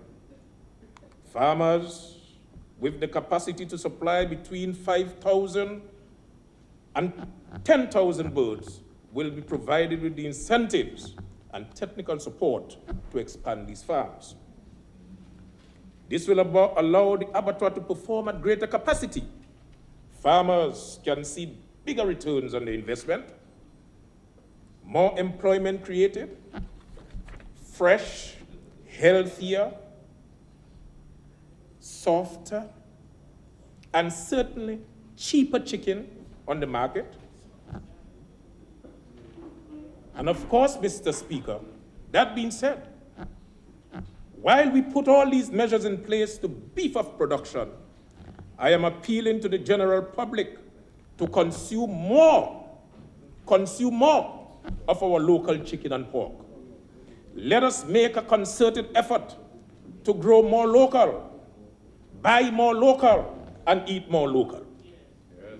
The responsibility of reducing our food import bill lies in our hands.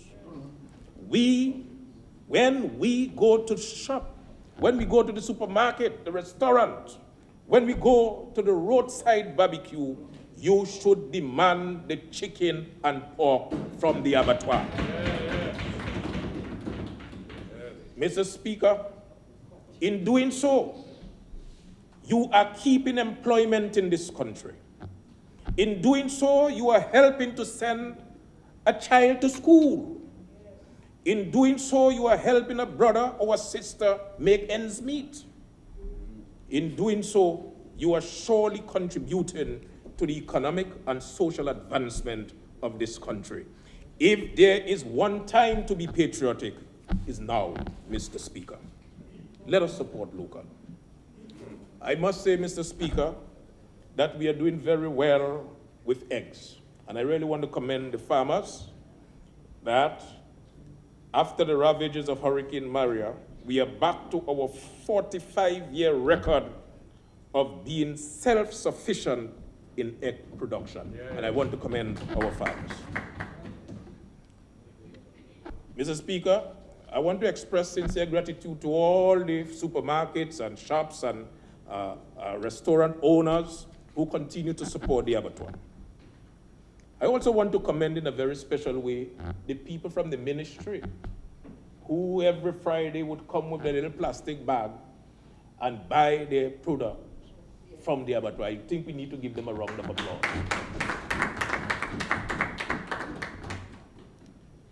Mr. Speaker, you know, we have a serious problem as it relates to the high cost of feed, through no fault of ours. As a result, we've been meeting with feed importers, hatchery operators, and feed companies looking for ways to reduce the price of a bag of feed borne by the farmers.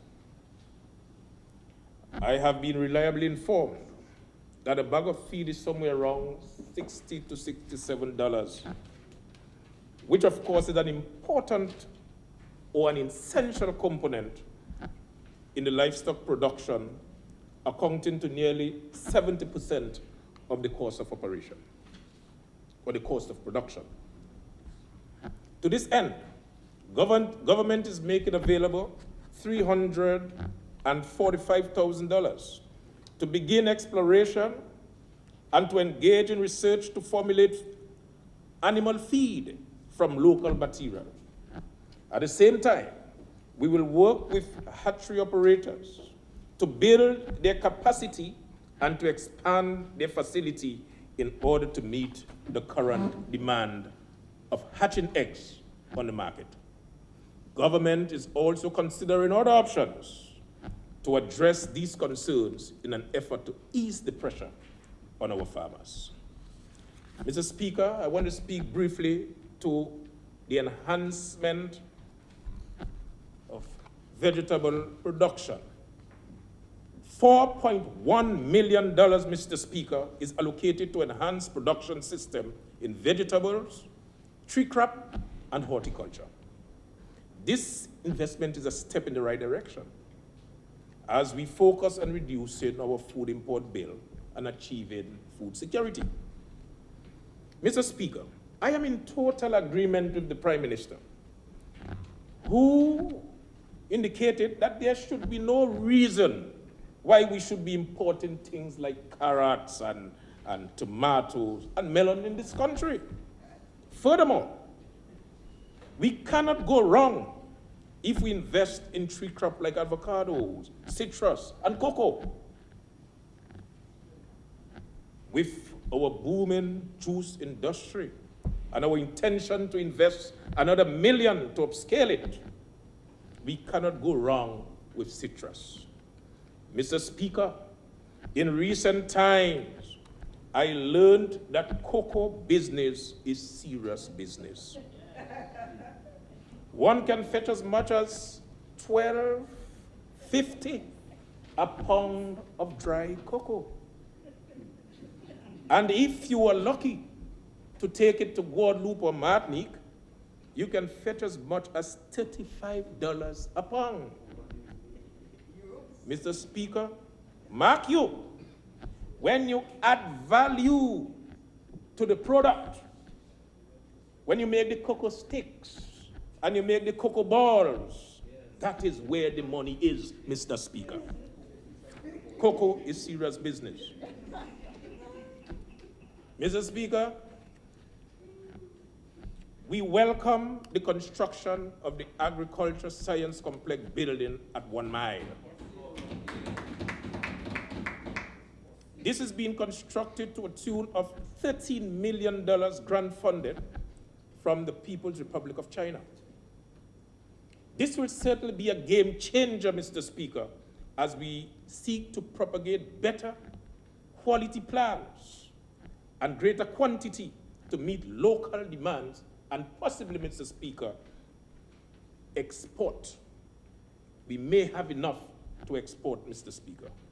I am told that the plants propagated there using that particular technique will produce consistent yield, which makes it easier for us to forecast in the market. Mr. Speaker, $1 million to support young people in agriculture is further evident that this government believes that agriculture is everybody's business. Our youth are the most valuable resources. They have the energy, they have the talent, they have the skills, and they have the creativity to take agriculture to a whole new level. And so, government will continue to provide the support, startup capital, labor, material, and supplies to assist youth who have the passion and the zeal, Mr. Speaker, to expand or modernize their farms. Government intention to build a register of vacant agricultural land in order to put back into production is very encouraging.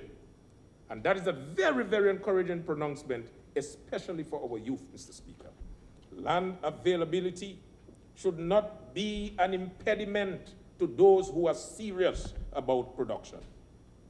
The government will do all that is necessary to provide land to who really want to produce. Mr. Speaker, we need to put every square foot of productive land into production.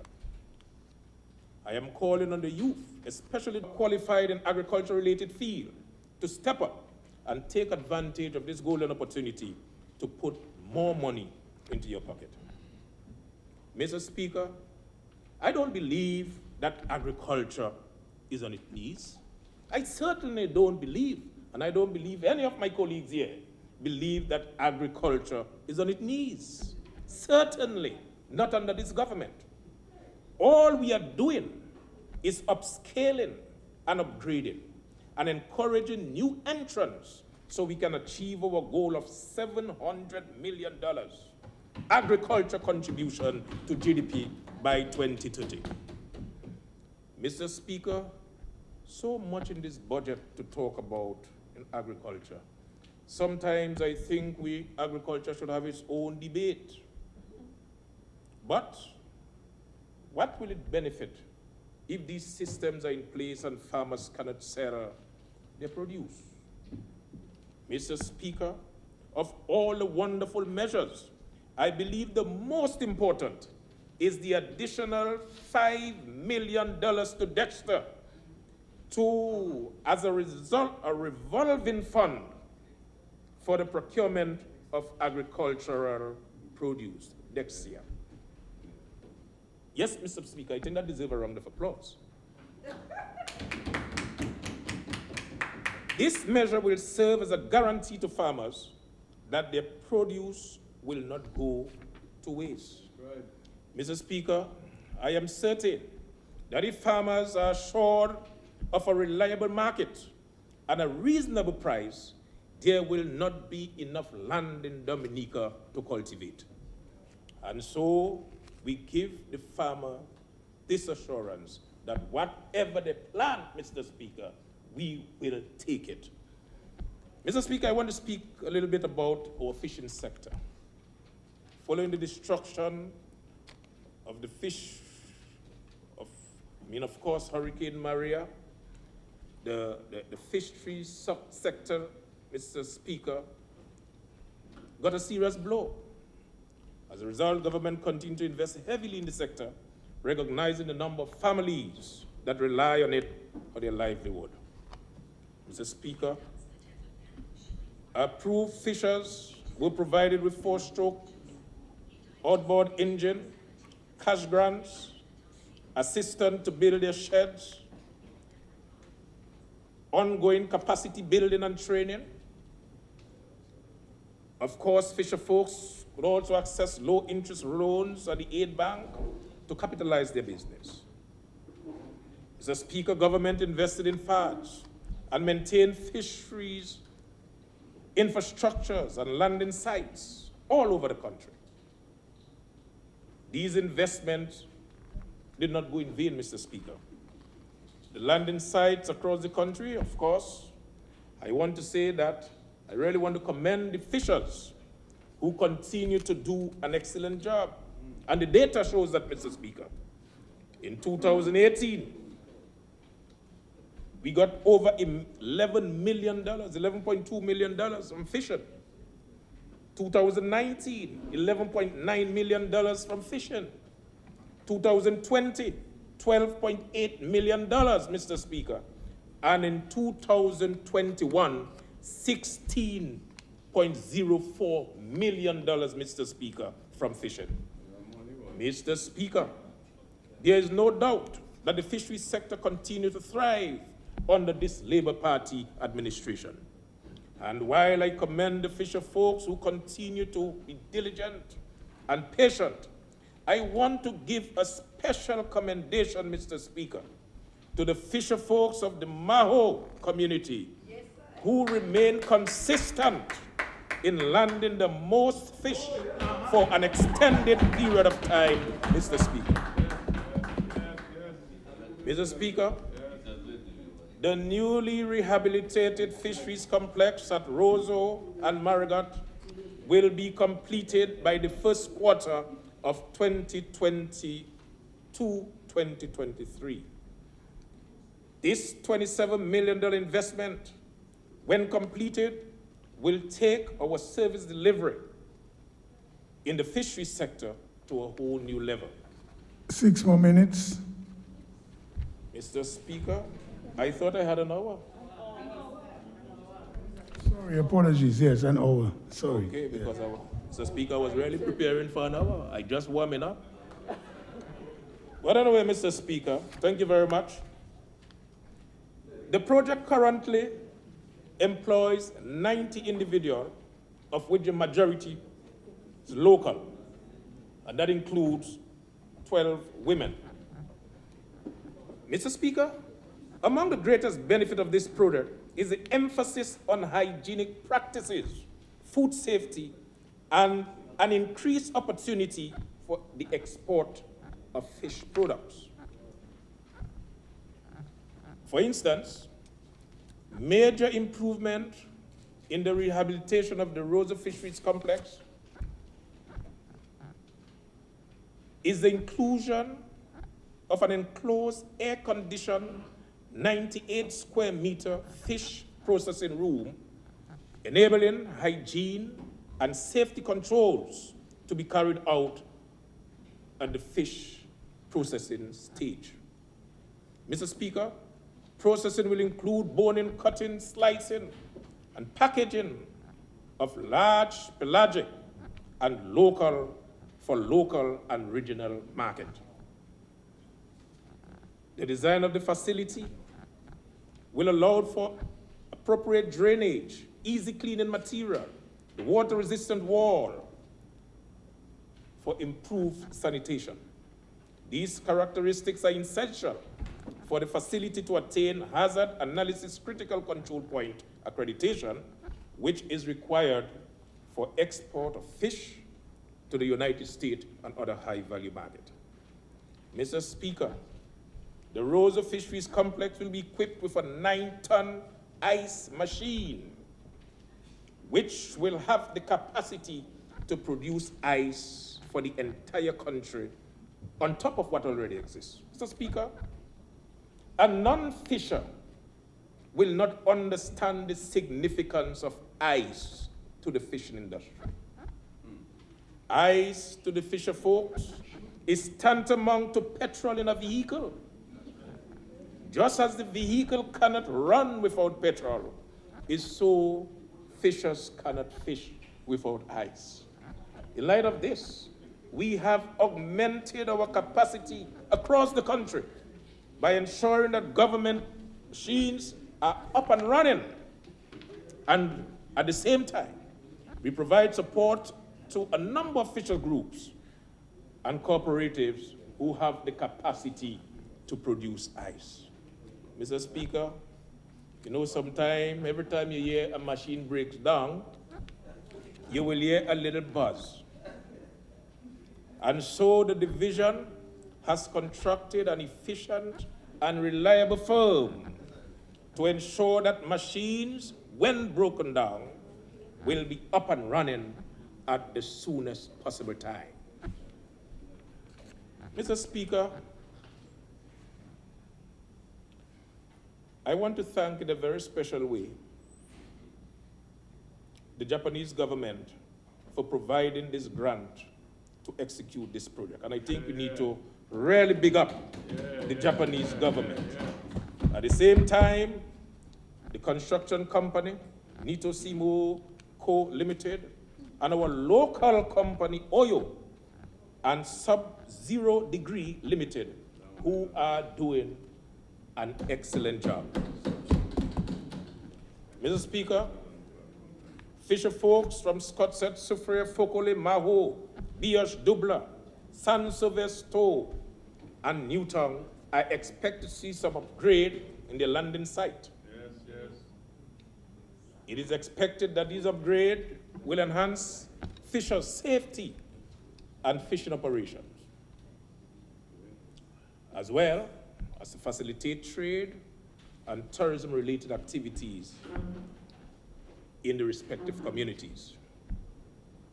Mr. Speaker, $350,000 is allocated to facilitate capacity building initiative for fisher folks and aquaculturists. This project continued on the momentum that was established in the previous year.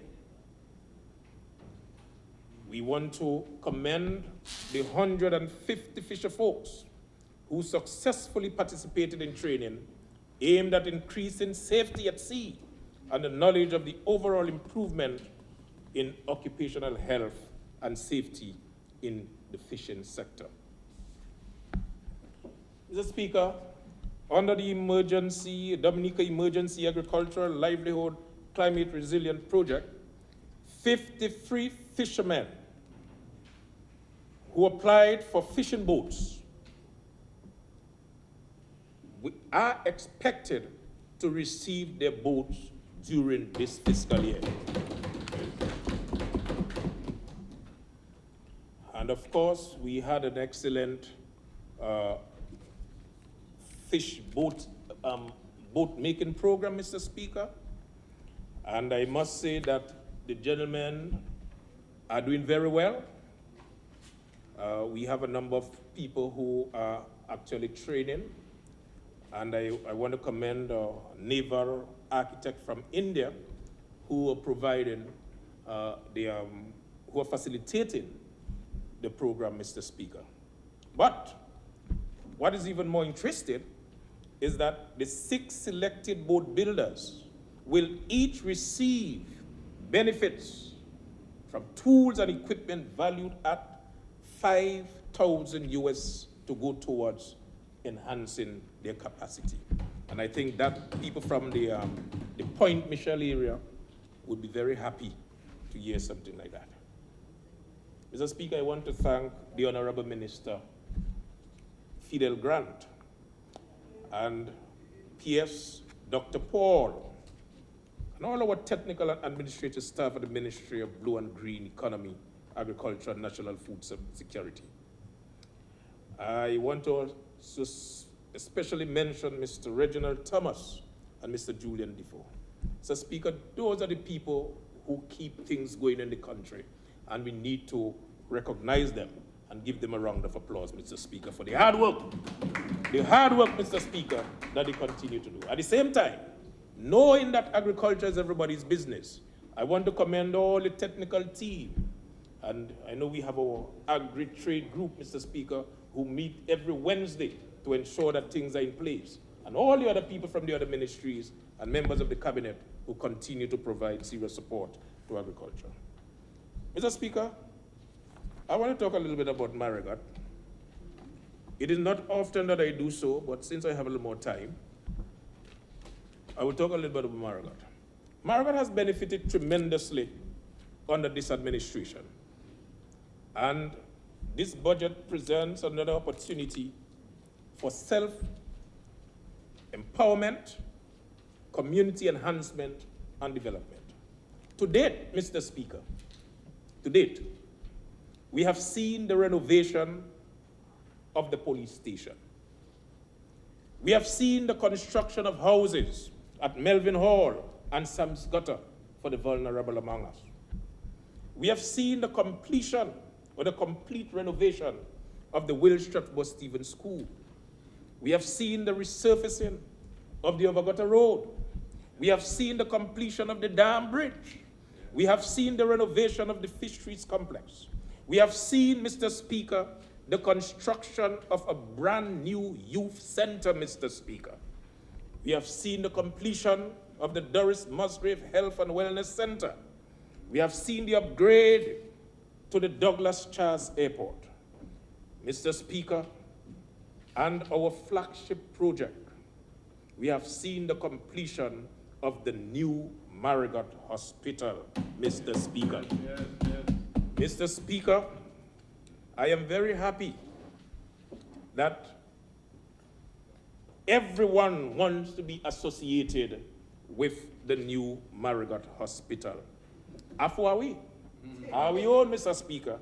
And I'm happy when we all embrace it in this honorable house. But what is even more important, Mr. Speaker, is that when the history of Marigot is written, it will be printed in red ink that this new Marigot Hospital was built under the Dominica Labour Party. And Dr. Roosevelt Skerrit.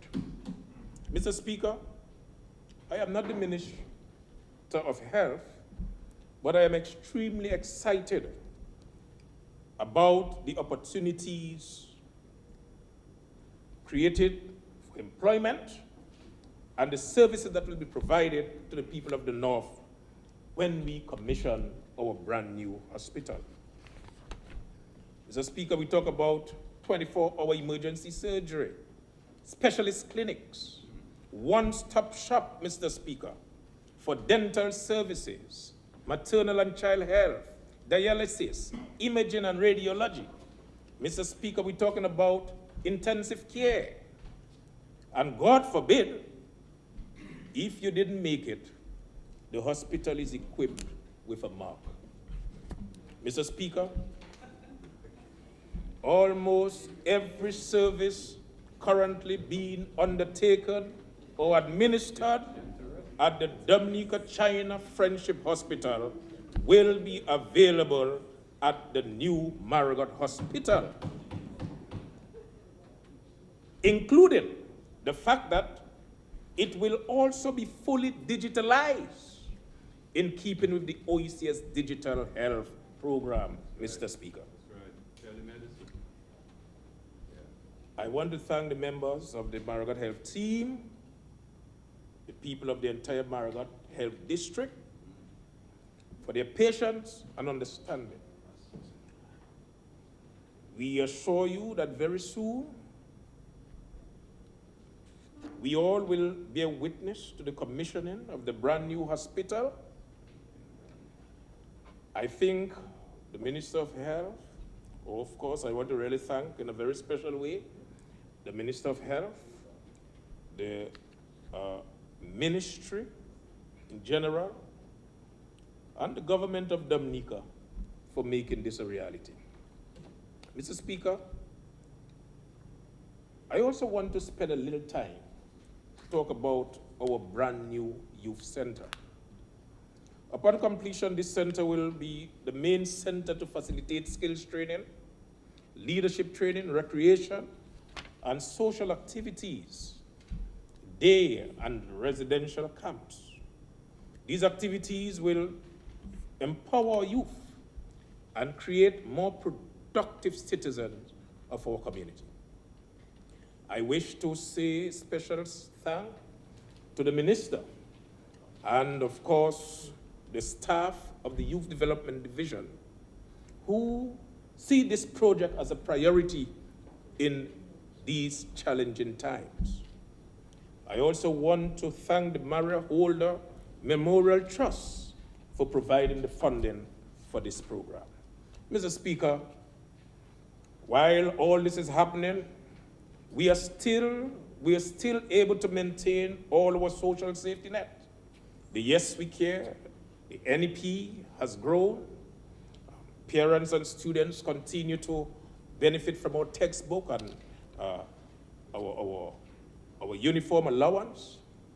We continue to assist people with medical care overseas.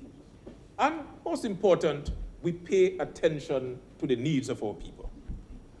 Mr. Speaker, many times we focus on infrastructure, but today I want to give a little credit to a few in the constituency who have upgraded themselves to take advantage of opportunities ahead. So, I want to commend the 3 nurses from Valley who graduated with a bachelor degree in nursing. Mr. Speaker, maybe the only person in here who may know Valley is Honorable Vince Henderson. I remember he had a little meeting in Valley, a little place with about 20 or so houses. And I remember in days gone by, Mr. Speaker, we would have problems getting a registered nurse completing a program from the entire district.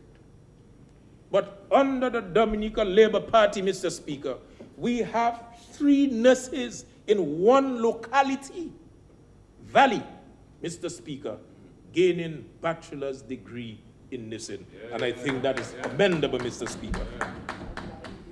Mr. Speaker, I want to commend the doctor from Rose Hill, who is now qualified to practice anywhere in the region, Mr. Speaker, and is now the district medical officer of the Rosa district, Mr. Speaker.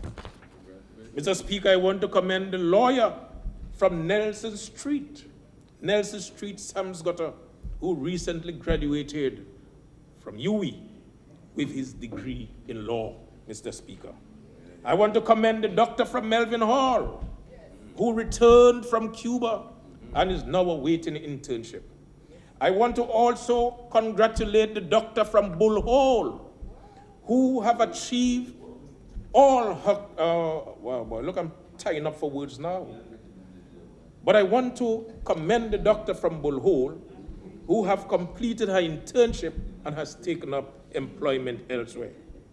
Our 2 students of the Will Strathmore Stevens School, who obtained scholarship at this year's Grade 6 National Assessment. Mr. Speaker, I want to also commend the 2 teachers from Samsgutter who graduated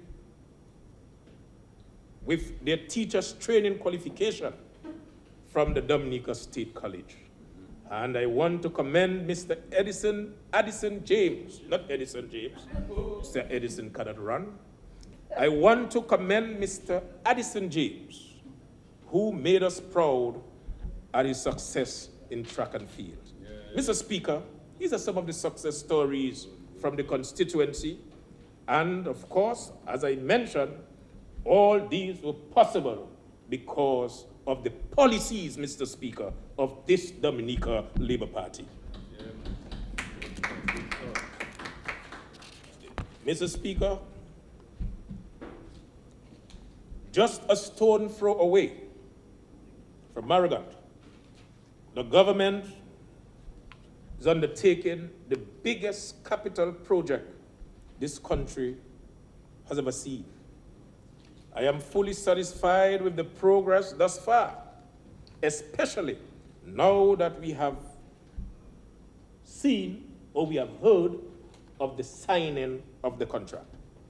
I encourage our people to get ready to fill the positions during and post-construction. Mr. Speaker, I heard mention of the international airport this morning, and in a particular presentation, someone outlined, or a man outlined, how the airport was about to be funded. But Mr. Speaker, I am not sure if he conveniently forgot the loan that was taken in Trinidad at a rate of 14% interest, Mr. Speaker. I know he would have gotten a better deal at Fast Cash. Certainly, Mr. Speaker. But we know we are well on course with our international airport, and we are just encouraging our people in the area to prepare themselves to take advantage of the opportunities that will be available. Mr. Speaker, I want to thank the people of Marigot and Concord for the tremendous support they have given me for the last financial year, and say to them that I look forward to continue working with you for the advancement of our community. As I conclude and I wind up, Mr. Speaker, I don't want to wind down, I want to wind up. Certainly, there is so much to talk about in this budget that, of course, as my colleague, member from the Laplane indicated, we'll not have enough time. And I know the Minister of Agriculture is coming at the back with some real hot stuff, Mr. Speaker. So I will wind up. But I want to say to the youth of this country that this budget is for you. I want to say to you that you need to take advantage of the opportunities this budget has for you. Take advantage of the $5 million set aside for the future housing development. Take advantage of the $12 million set aside to support small business and medium-sized enterprises. Take advantage of the $1 million set aside for youth in agriculture. Take advantage of the $19 million set aside under education. Take advantage of the $15 million earmarked under the NEP. Take advantage of the $1 million allocated for juice producers and the $5 million allocated to support value-added industries. I want to also say to the youth, take advantage of the 15 million of the 16.9 million under the Ministry of Sports and Culture. It belongs to you. Take advantage of the 1.5 million set aside for 40 and under home ownership. Take advantage of the nearly $500,000 provided for skills training program and skills, youth skills for economic growth, and of course, the $400,000 set aside for the Dominica Youth Business Trust. Trust me, take advantage of the $7.9 million under the digital economy. That is for you, young people. This is your budget. This is the people's budget. A realistic and hopeful budget. We have a country to build, Dominica. So let us get busy and put this budget to work. I thank you very much.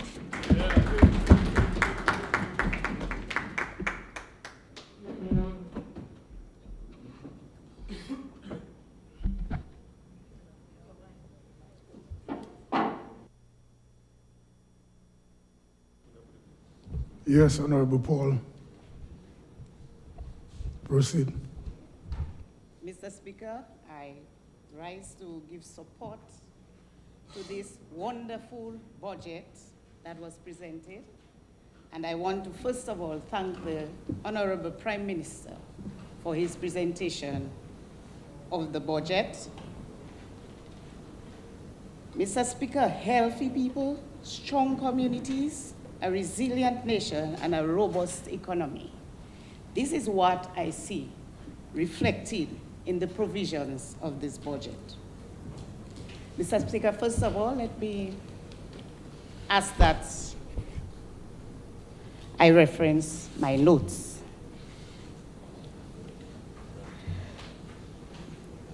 Okay. I'm seeking your permission, please. Yes, you are granted permission. Okay. Mr. Speaker, first of all, the budget indicates a number of areas that give support to ensuring that we can attain the various components under our CRRP, which is the Climate Resilience and Recovery Plan. I will start by just focusing on a few essential areas that would support the fact that we are building a resilient country, that we are pushing to ensure that we have healthy people, strong communities, a resilient nation, and a robust economy. First of all, Mr. Speaker, I will speak to agriculture. Our government, Mr. Speaker, has always invested very heavily in the agricultural sector. And we have done so, more particularly in the last 5 years following Hurricane Maria.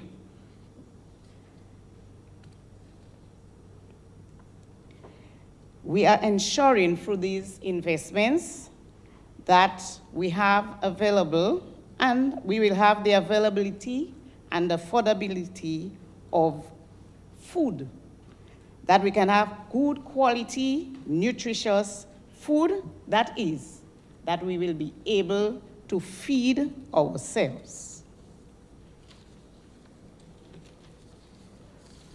Mr. Speaker, through the investment, we are ensuring that we can sustain livelihoods, and create increased employment, we will be able to expand the productive sectors like agriculture. So these investments, they are well planned, well thought out, because we know where we are going. And through the Prime Minister's articulation, Mr. Speaker, we know that we are targeting to reach 700 million contribution by the agricultural sector to our GDP. And so this year, Mr. Speaker, there has been a lot provided for in the budget for the agricultural sector. And as much as $47 million investment, capital investment for agricultural sector. And this is also complemented by other provisions made for the Ministry of Trade, particularly DEXIA, because we are not only seeking to expand production, expand the rural economy, but we are seeking to penetrate new markets and to sustain already existing markets. So as I said, we are seeking to expand the rural economy, and we are seeking as well for a more diversified agricultural sector. And we heard Honorable Douglas this morning spoke of passion fruit, spoke of white potato. We are looking at exotic fruits. So already we have a more diversified agricultural sector. Honorable Francisca Joseph mentioned the fact that she mentioned banana and plantain. But if you look at the reports and what is happening, we are already well on our way to having a much more diversified agricultural sector. Through this investment, we are seeking to empower women and men farmers so that they can become more self-reliant, so that they can take care of themselves and their families, so that they can contribute further to creating wealth for themselves and also investing again into the economy. So we are increasing as well with these investments. We are seeking to increase our production, not only for local consumption, but also to reach the export market and to ensure we have increased foreign exchange. So these investments are not just sky in the pie, they're investments very targeted to ensure that we can have increased production and expanded economy that we can all enjoy. And already, I know that a number of farmers have benefited from the programs of the Ministry of Agriculture all around Dominica. Just in the Pebush constituency, 116 farmers were able to benefit from the cash grant. Many farmers also were equipped with tools, machinery, they received inputs.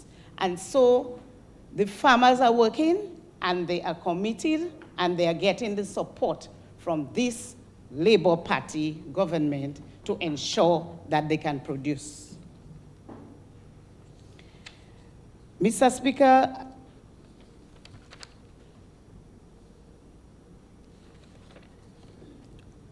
we also saw a number of feeder roads being built around the island. And again, the Pebush constituency benefited from two of these projects. The Kalibishi Middle Ridge Road, a wonderful road, and a road that the people have been looking forward to, a road that we will definitely cause or push farmers to produce more. And also, it's a road that is an alternative in the event that you cannot use the main road. As we know, Kalibishi is in a low-lying area, and this road is very important. Also, we have the Bopla Road, feeder road, one of the 9 roads done as well in Pebush. and a very needed bridge was constructed, and several meters of road is being done as well. And again, people are already looking to expanding activities in that area, increasing their their agricultural activities in this area.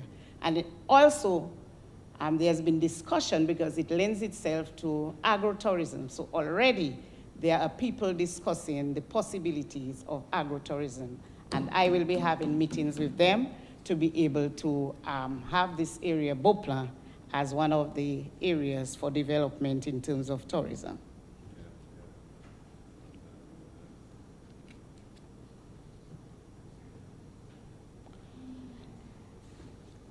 In terms of benefits, again, to the constituency, I know the in agriculture, they provided support to livestock farmers, and 9 out of 31 farmers, targeted farmers, are from the Pebush constituency.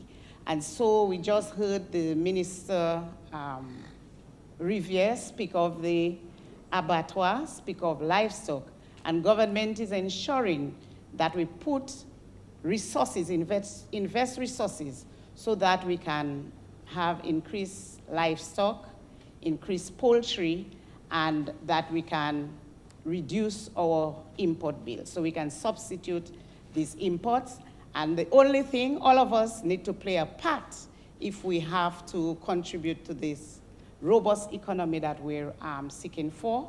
And one of the simple ways, one of the easy ways, and one of the responsibilities that we need to take up is to begin to eat more local foods, eat what we grow. And so I heard again Ms. Joseph, Honorable Senator Francisca Joseph mention some places you have 50% of their produce being or not importing 50%. And so for us to get there, Senator, we have to encourage our people to eat what we grew. Okay, if all we eat is macaroni and rice, yes, macaroni and rice, we are the ones going to buy it in the supermarket, then the merchants will definitely import it. There's a lot of investment as well. The budget provided for investments in health, and there has been mentioned already, and we know it's very visible, the investment we are making in health infrastructure. There are 12 health centers already built, and there are others on stream, and that's modern, resilient health centers. And already, most of them are in use. The Anzime Health Center is in use, although it has not yet been commissioned and will be commissioned soon. We also speak, if we are speaking healthy people, strong communities, we know that primary health care is very, very critical, particularly in the effort to address the issue of CNCDs. We know the concern or the number of people that we have suffering with diabetes, high blood pressure, and the works. And this is, this primary health care, improving primary health care, will most definitely improve the services and try to address CNCDs. Although having this infrastructure alone does not ensure that, so again, people have to take personal responsibility and to take care of themselves, do the physical fitness, and I appreciate the recommendation or the proposal for having programs in the community where we can encourage people to get into exercise, good nutrition. And as the Minister of Sports, Culture, and Community Development, I see our ministry playing a very critical role. Every aspect of or every department has a role to play, and we are willing to collaborate. When we speak of sports, we speak of people being physically active. When we speak of culture, we need to get back to some of the things that we used to do that would have our people healthy. When we speak of community development, we need to play that role to ensure we have healthy people that can contribute to healthy living and a resilient nation. So we also saw the, apart from the health centers, we have the new hospitals for improved quality of services to our people. And this government will go down in history as one that has been investing the most in the health and wellness of our people.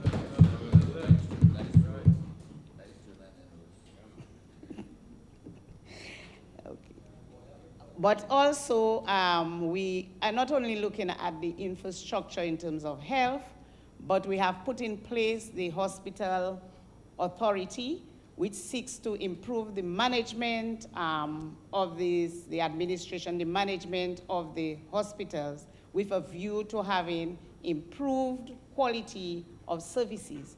And we don't only have the hospitals, but we are ensuring that we equip the hospitals with have the modern equipment that can reduce the bills that we face when people have to find tertiary care elsewhere. So no longer, or in the near future, we'll have much less people seeking care out there. Instead, we will have people coming from the region to access the services because we are positioned in Dominica to provide improved quality services. Yes, the HIFU. I'm not sure if when people heard HIFU, it meant IFU. It meant IFU and they did not understand, but it was HIFU machine.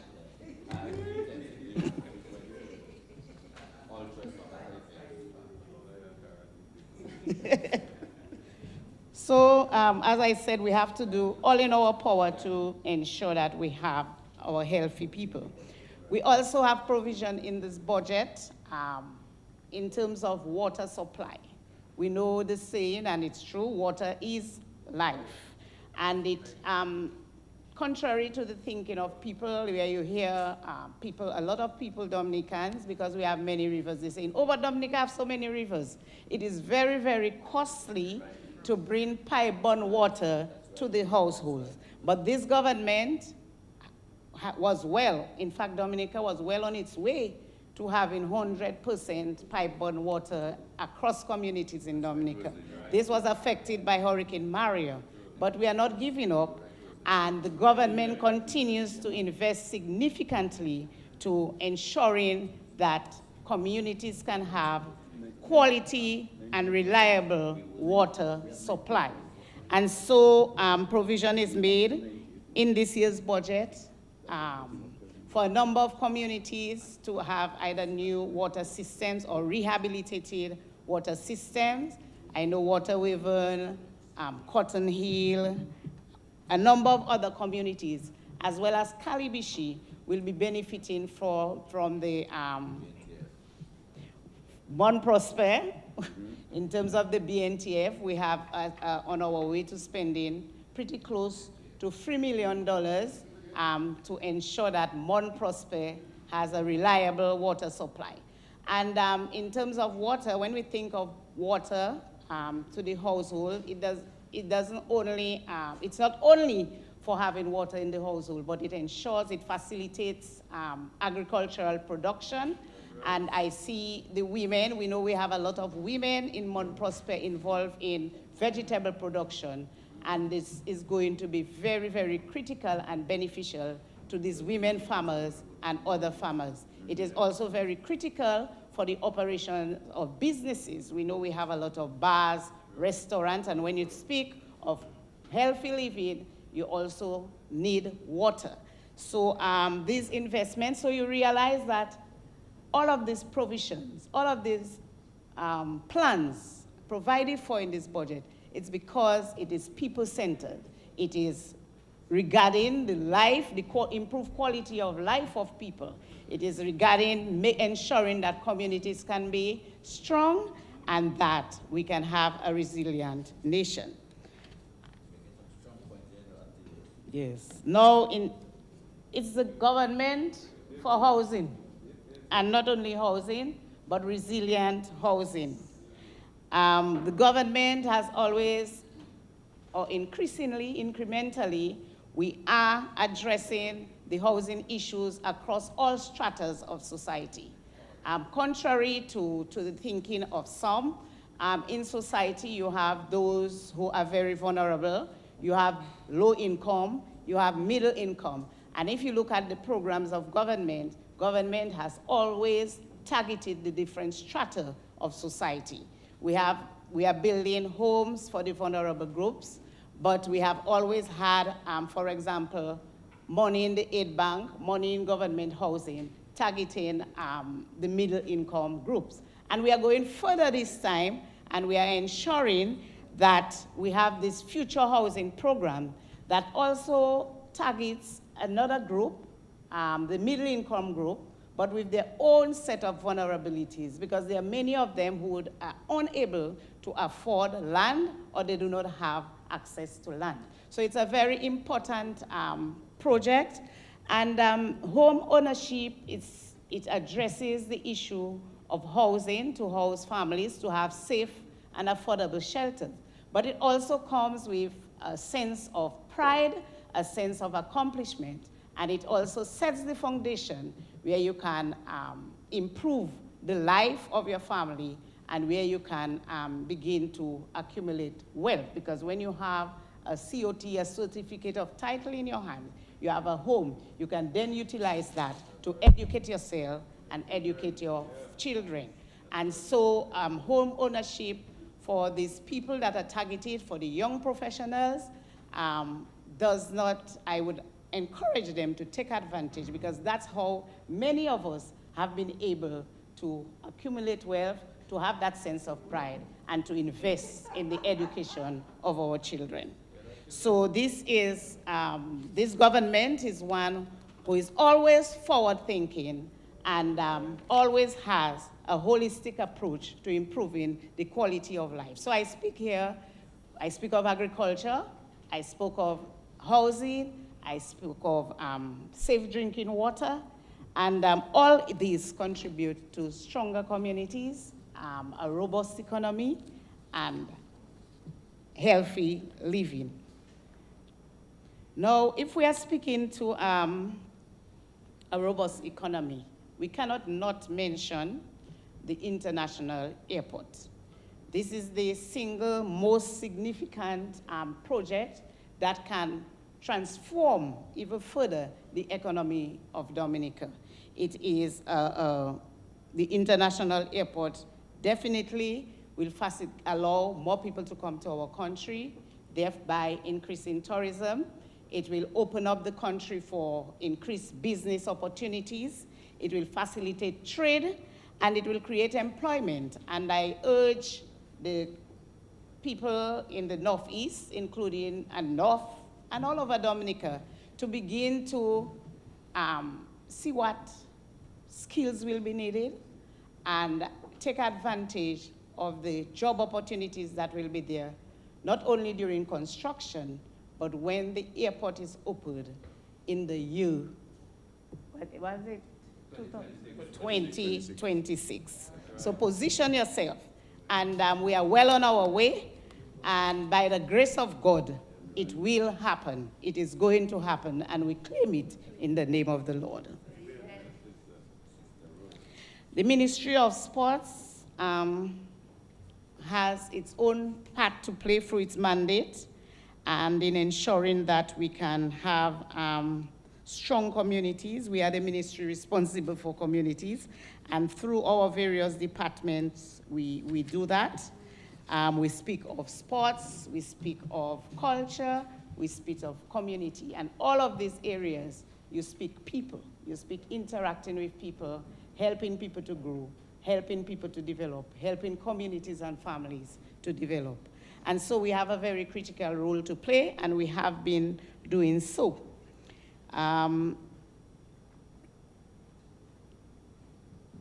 Mr. Speaker, the Ministry, as I said, of Sports, Culture and Community Development, through its mandate, continues to contribute to a healthy people, stronger communities, expansion of the rural economy, and a robust and a resilient nation.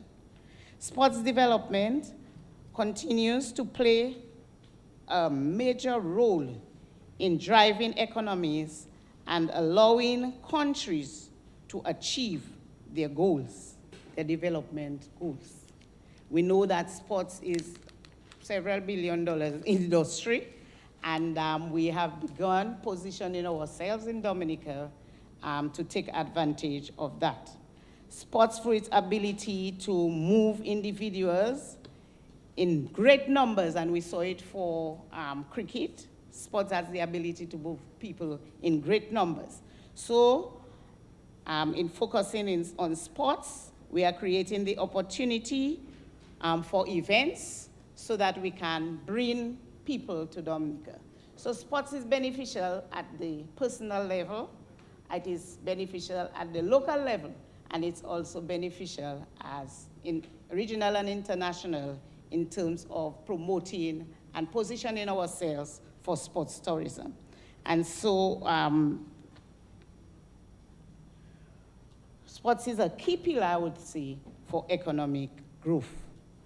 Over the last 2-year period, we have seen unprecedented investment in the sports sector locally at a time, and this is happening at a time when many countries are tightening up, when the world is facing global financial issues. But we know the importance of sports, and the government continues to invest in sports. And when you speak sports, this is synonymous to youth development. And so the government recognizes the value of ensuring that the infrastructure are in place, not only, as I said, for sports tourism, but for our own people to recreate, to enjoy, to build their career paths in terms of sports. And so we have been working not only on the infrastructure, but on programs. So the ministry, the sports division started the year with the staging of its usual school sports awards ceremony. Because of COVID, this was shelved for a year, but last year we did have our awards ceremony, and that is very important to recognize the contribution of our sports, our young people in sports, and to do so, which motivates them further and motivates others to get involved. We also worked at improving our sports structure at the community level. We understand that, like what happened, one of the challenges is lack of continuity sometimes in terms of our sportsmen and women. So they do well at the school level when they're there, but if there's no continuity in the community, then they sometimes fall through. So we have been working to ensure that we have the sports clubs at the community level to be able to continue to see sports thrive. And I had a discussion with Mr. Skerry, the president of Cricket West Indies, and we were discussing such issues. And so if we want our young sportsmen and women to make it, we have to target them at the school level, but also at the community and national level.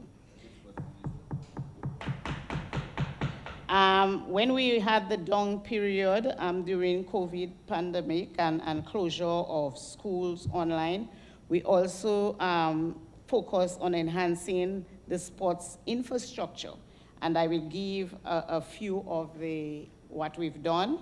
We've been working on the Woodford Hill playing field, the Geneva playing field, and I sung the call to the people of Grand Bay and to thank them for their patience, but it is a project that we will expedite in this new year. We also worked on the,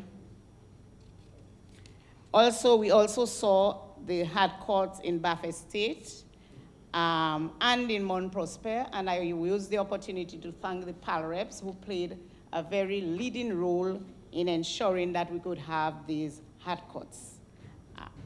We saw as well the OECS netball series, which was hosted very successfully at the Windsor Park forecourt. And we got very good accolades for hosting this tournament. We spent $347,000 to prepare, to put all of the amenities that we needed in place to host the game.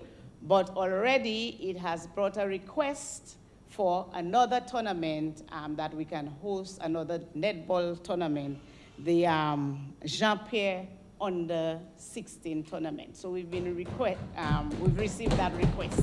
So it has positioned Dominica in terms of sports tourism, okay? We also saw the works. I said we had improved works done at the forecourt, the 3 courts at the Windsor Park Sports Stadium forecourt, and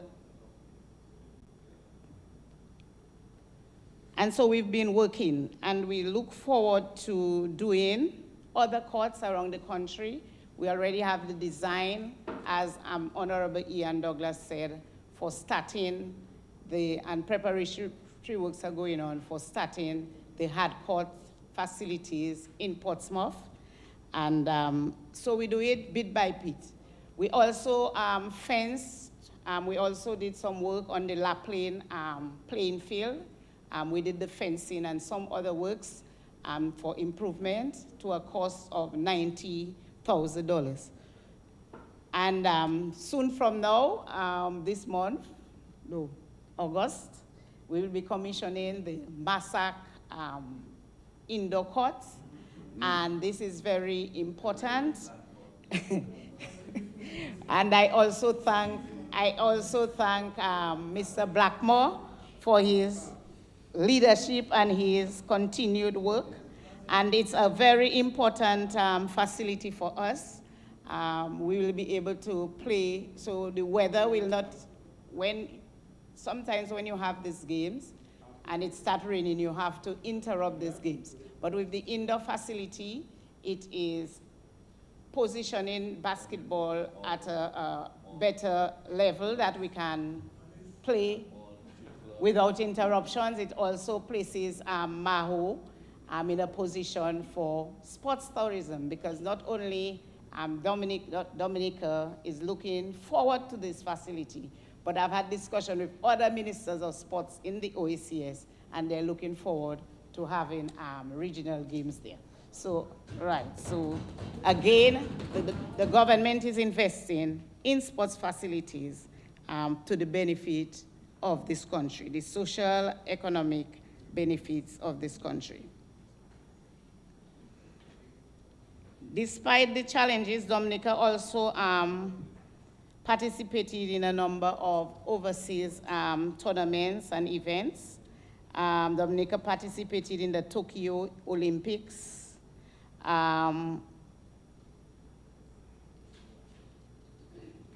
In the Tokyo Olympics, also Dominica participated in the Dominica series of women's football. And for the World Cup qualifier, Dominica's senior national netball team also participated in the OECS netball tournament. Dominica participated in the 49th Carifta Games in Jamaica, and as well as currently participating in the CONCACAF National League. And we have our teams, our delegation currently going to participate in the Commonwealth Games in England. I want to use the opportunity to congratulate, commend some of the high achievers in terms of sports who continue to make us proud, like Thea Lafont. In a number of events, she has been in the top, and at the Olympics, she qualified for the final of the women's triple jump as well.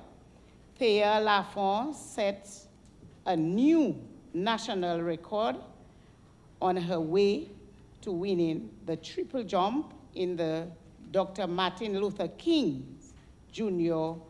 Collegiate International in New Mexico. We also commend Trennis Hamilton, who won gold medal in the Carifta Games in Jamaica. And we also commend Addison James as well. And right now we have Mr. Denick Luke, who I admire, coming from a very challenging background, but has been able to make inroads in terms of making his way to the top in terms of sports.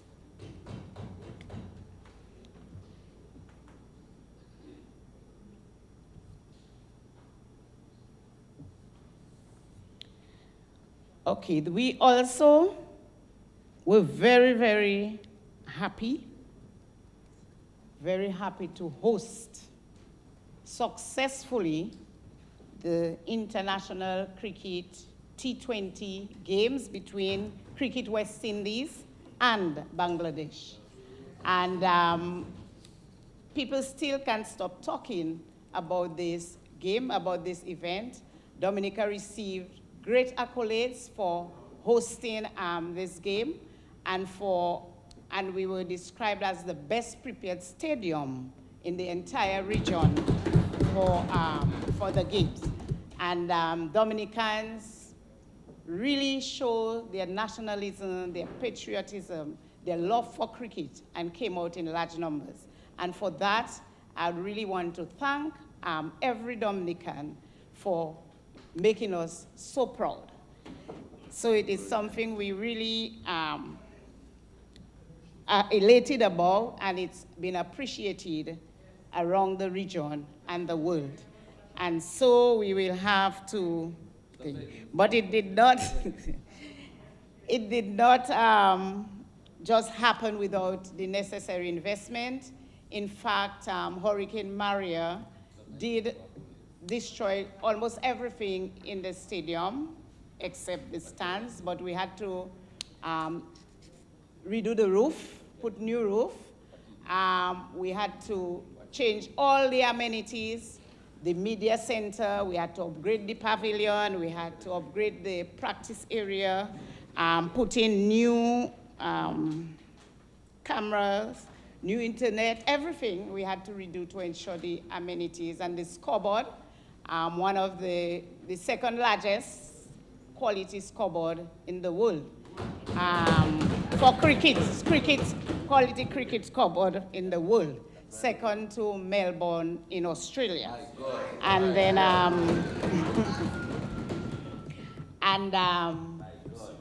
you know, it cost us a pretty sum, but it has positioned Dominica to be the best venue for international cricket in the region. And so this is coming. This is going to be a priority in this budget. We do all of the others, and then we are now going to work on the lighting of the field. And as discussed with Cricket West Indies, this is the missing part so that we can have our test cricket and our one-day matches. So an investment of just below $7 million will be invested in ensuring that we can have our lights at the Windsor Park Sports Stadium.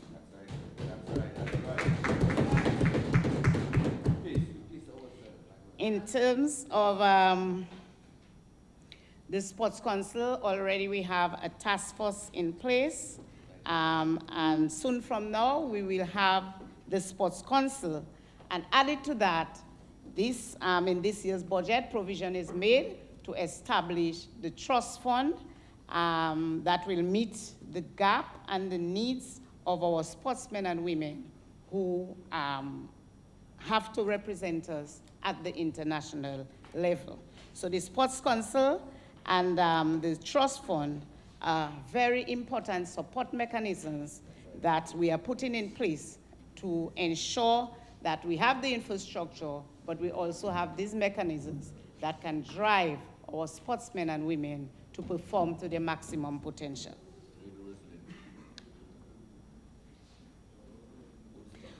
At the same time, apart from the infrastructure, we at the sports division are undertaking several programs of training and events that can improve the skills of our sportsmen and women, especially our youth. We have a number of school-based programs. We have the cricket caravan and so on. And so we go out to the schools and we help to motivate and train these young people. And added to that, we have been providing them with gears and with uniforms because we know without these, they cannot advance. And some of them do not have the means. And so we ensure that we provide the gears, we provide uniform on an incremental basis for these young people.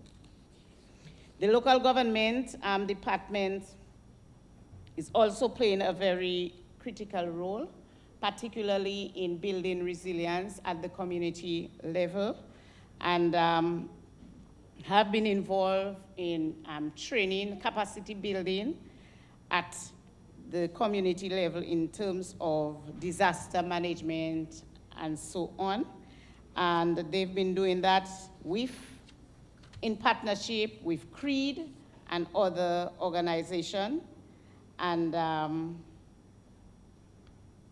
to date, a total of 200, lights. Okay.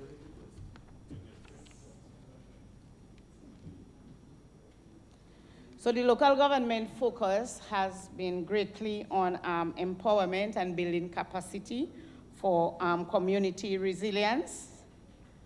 And under the capacity building component of a project that they are undertaking called the Community Emergency Readiness Initiative.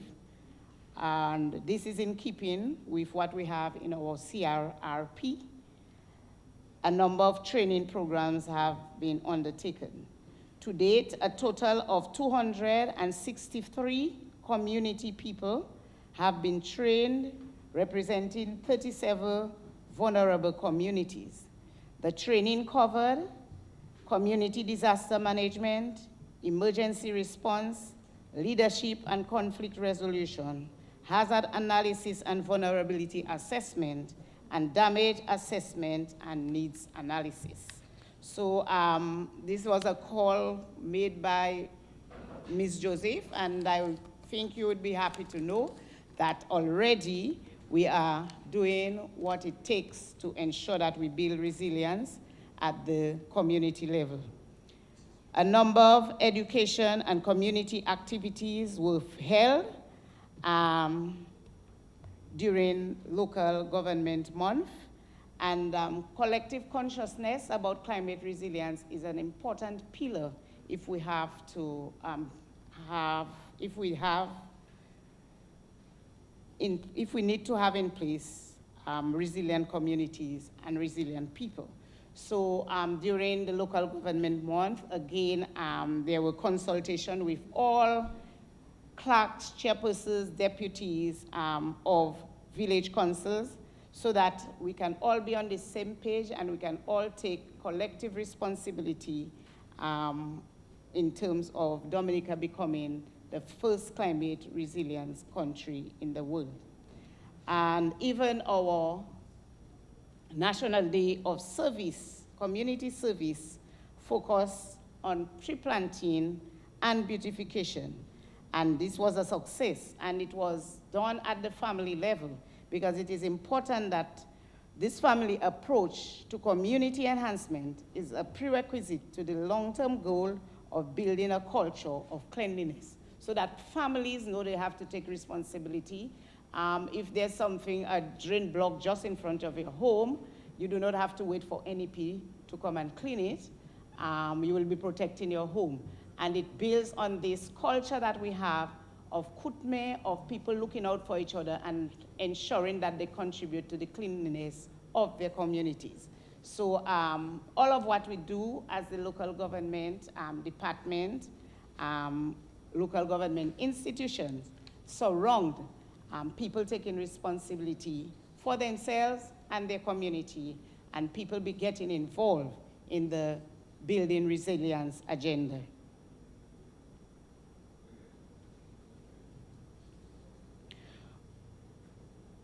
Also, a number of vulnerable communities were identified through assessment done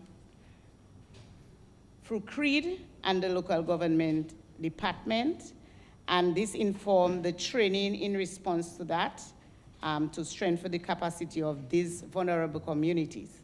So I spoke of the first training program. Apart from the 263 trained, there were 23 field officers from 4 divisions, adult education, youth, welfare, and local government, who were exposed to a two-day training of trainers workshop to administer psychosocial support post-disaster.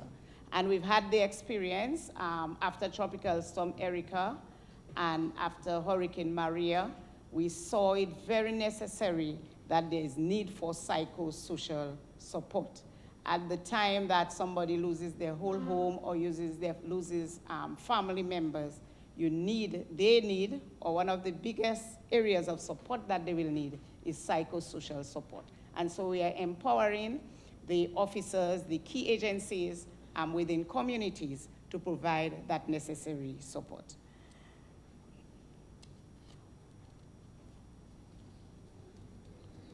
The division of the local government division also collaborated with the Office of Disaster Management and ICT unit to develop the very first digitalized shelter management information system.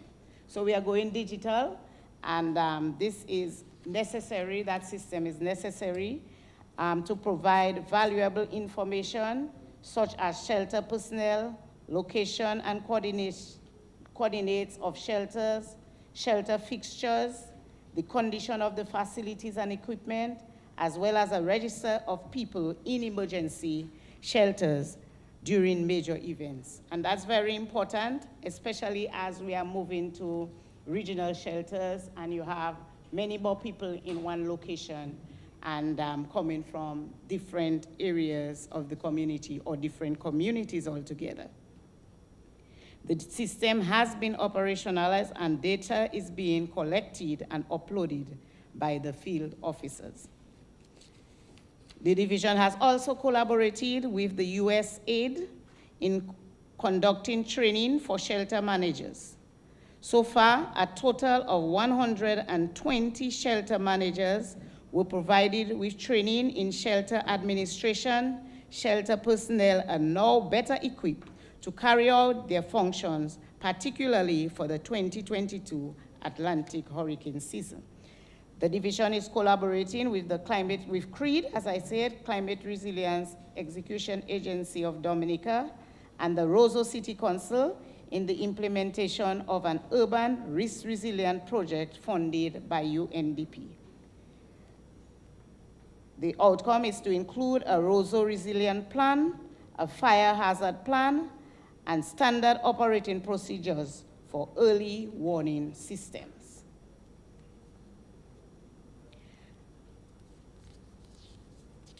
I refer now to culture, the activities in culture. As you know, by the nature of cultural activities themselves, it meant bringing people together. But with COVID-19 pandemic, this was more or less not possible. But the team at the Cultural Division has been very creative in ensuring that we can continue, or we could continue to have this spirit in us where we celebrate our culture. And so in the creative manner, they were able to use the virtual platform for a number of activities that still kept the spirit of Dominicans alive and well in terms of cultural celebration, even if we could not meet face to face. And so we'll all remember the virtual cultural gala. I'm sure a number of us saw that, and it went down well with many viewers. Additionally, the virtual street jump up. So even after Community Day of Service, there was a virtual street jump up, and it even felt like you were in the place. It felt very real. They also, the Cultural Division also had a Christmas culture production. So they found very creative ways to ensure people remain connected and were able to enjoy. And even the National Day of Prayer was different this year, where it ensured inclusion. So there was prayer, presentation by Rastafarian, Christian, Indian, Muslim, African, Haitian. So the production ensured it include everyone, every denomination. They facilitated a cultural exchange program in collaboration with the US Embassy, a group from Barbados. And so they continue the work of research and 10 more minutes. documentation. All right, I'll just ask for. Okay. Okay. Going forward, the division, in terms of culture, going forward, we will have implementation of an intangible cultural heritage project. And I mentioned earlier of some of the areas like Kutme, some of the values, cultural values, which really upheld societies. And some of these, if we do not watch it and we lose it, it changes our society, not for better, but for worse. And it is always important that we can document both our tangible and intangible cultural heritage. And so we are working in collaboration with UNESCO for a project where we will seek to address some of the gaps and do some documentation, make some policy recommendations in terms of safeguarding our intangible cultural heritage. We are also partnering with the OAS in terms of the creative sector, and we have had consultation and meetings with the stakeholders. And currently we have a framework for the advancement of the creative sector. And subsequent to that, we will have necessary training, professional training for the clientele, the different players in the creative industry. So we are tackling culture one way by having updating a strategic plan for the preservation of our culture, its promotion, but also the economic benefits to be derived through the creative industries. And currently, we are also seeking funding for another UNESCO project that would advance further the growth and development in the creative industries. And I want to use the opportunity to inform or remind the people in the creative industries that government understanding the value of the creative industries in terms of making money from our culture and entertainment, from film, from arts and crafts, cuisine, the fashion, music and entertainment. And we saw how well, Carlin XP rose to the occasion in terms of using the virtual to advance. So a number of our people are advancing. Issa Banton, and they are ambassadors to Dominica. And we want to remind them that government, understanding this for some years, has in place funds at the aid bank for the cultural industries.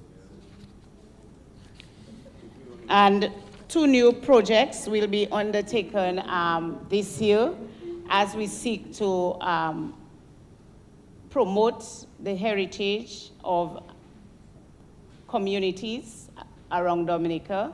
So we are going to be working on Matutus Park in Grand Bay. We know that there are 2 very culturally strong communities in Dominica, Grand Bay and Pebush. And in both, as you know, for example, Tradibel is 41 years in existence. That's a group who has done a lot for culture, and we have a lot of significant cultural icons in the community of Granby. So not only do we have Matutus Park, but we have all of these that we need to showcase as a heritage and to also promote heritage tourism. The Pebush Cultural Group as well will be celebrating 40 years next year and have done significant work. And we will be doing a project as a cultural and resilient center in Pebush. And that will be at the top of the Pebush Resource Center, so it will serve as a cultural center. But that area is also central to bringing people together for sports. And so we will have change rooms, locker rooms, and so it will also be utilized for sports. And as I speak of, and then it will have the 3rd purpose of being a shelter in times of disaster. So that's a very critical project, and one which will be, it's dear to the people of Pebush, especially those involved in the cultural development and sports development. And I use this opportunity to thank the committee that organized the ongoing exciting league. Every Sunday is excitement in Pebush, a cricket league on the hard court. And it brings a lot of people from neighboring communities. So we are making extra use of the facilities that we have, not just for basketball after cricket, but for an exciting cricket league that brings players from 13-year-old to 70, because on Sunday, one of the persons playing cricket, his birthday, his 70th birthday was on Sunday. So it brings the entire community together, and that is so very important. And that points to the fact that we really need to upgrade the wire playing field, which is the traditional area that we played cricket, but it needs to be upgraded to be able to bring that massive crowd of people to wire to enjoy cricket, and we will invite the neighboring communities to be with us. So we have to work on the wire playing field so that we can release the pressure on the hard court that is, for the 2nd year we're having that exciting league. The Basic Needs Trust Fund, 9 program, Basic Needs Trust Fund 9 is almost complete. Most of the projects are complete, and we will be commissioning the Mon Prosper hard court soon, as well as the water project in Mon Prosper. And we have already commissioned some of the projects. So BNTF 9 is almost complete, and I recall that we were in Bacatel, where we launched the new water project under BNTF. We commissioned that. So we are spreading the bread, and we are spreading the projects across Dominica based on need. So, and BNTF 10, a number of projects have been approved. The agreement with government has been signed, and the projects approved include and to commence in this financial year, the Berean Christian Academy Schools Extension, the Daly's Playing Field, the traditional music instrument training, Trafalgar basketball court upgrade. 2 more minutes. Grand Bay, okay, I'll finish soon, but I need just 10 more minutes. The honorable member be given an additional 10 minutes to complete her presentation. Second, Mr. Speaker. All right, thanks. It has been moved and seconded that the Honorable Minister be given an additional 10 minutes. Those in favor? Those against? The ayes have it. Honorable Minister, you are given an additional 10 minutes. Okay, thank you very much. Okay, so as I said, a number of projects have been approved from under BNTF 10 to be implemented starting in this financial year. And I was listing them: the Birian Christian Academy School expansion, Daly's playing field, traditional musical instrument training, Trafalgar basketball court upgrade, Grand Bay Dubic multi-purpose facility, completion of that.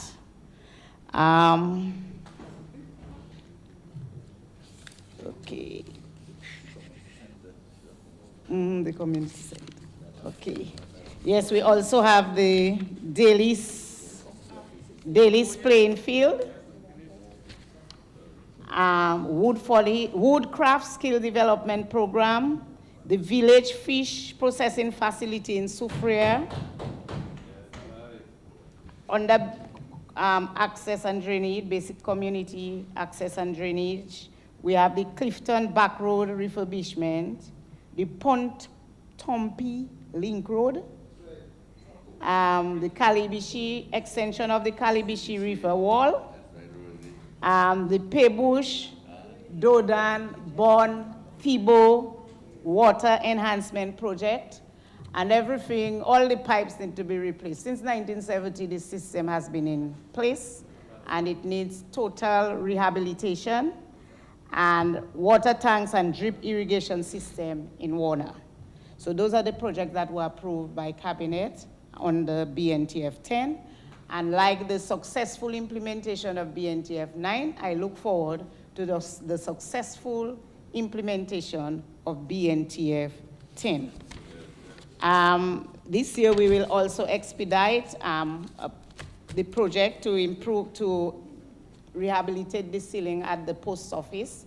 It's a need to really improve the working conditions there and the whole ambience, so we'll be expediting that project as well.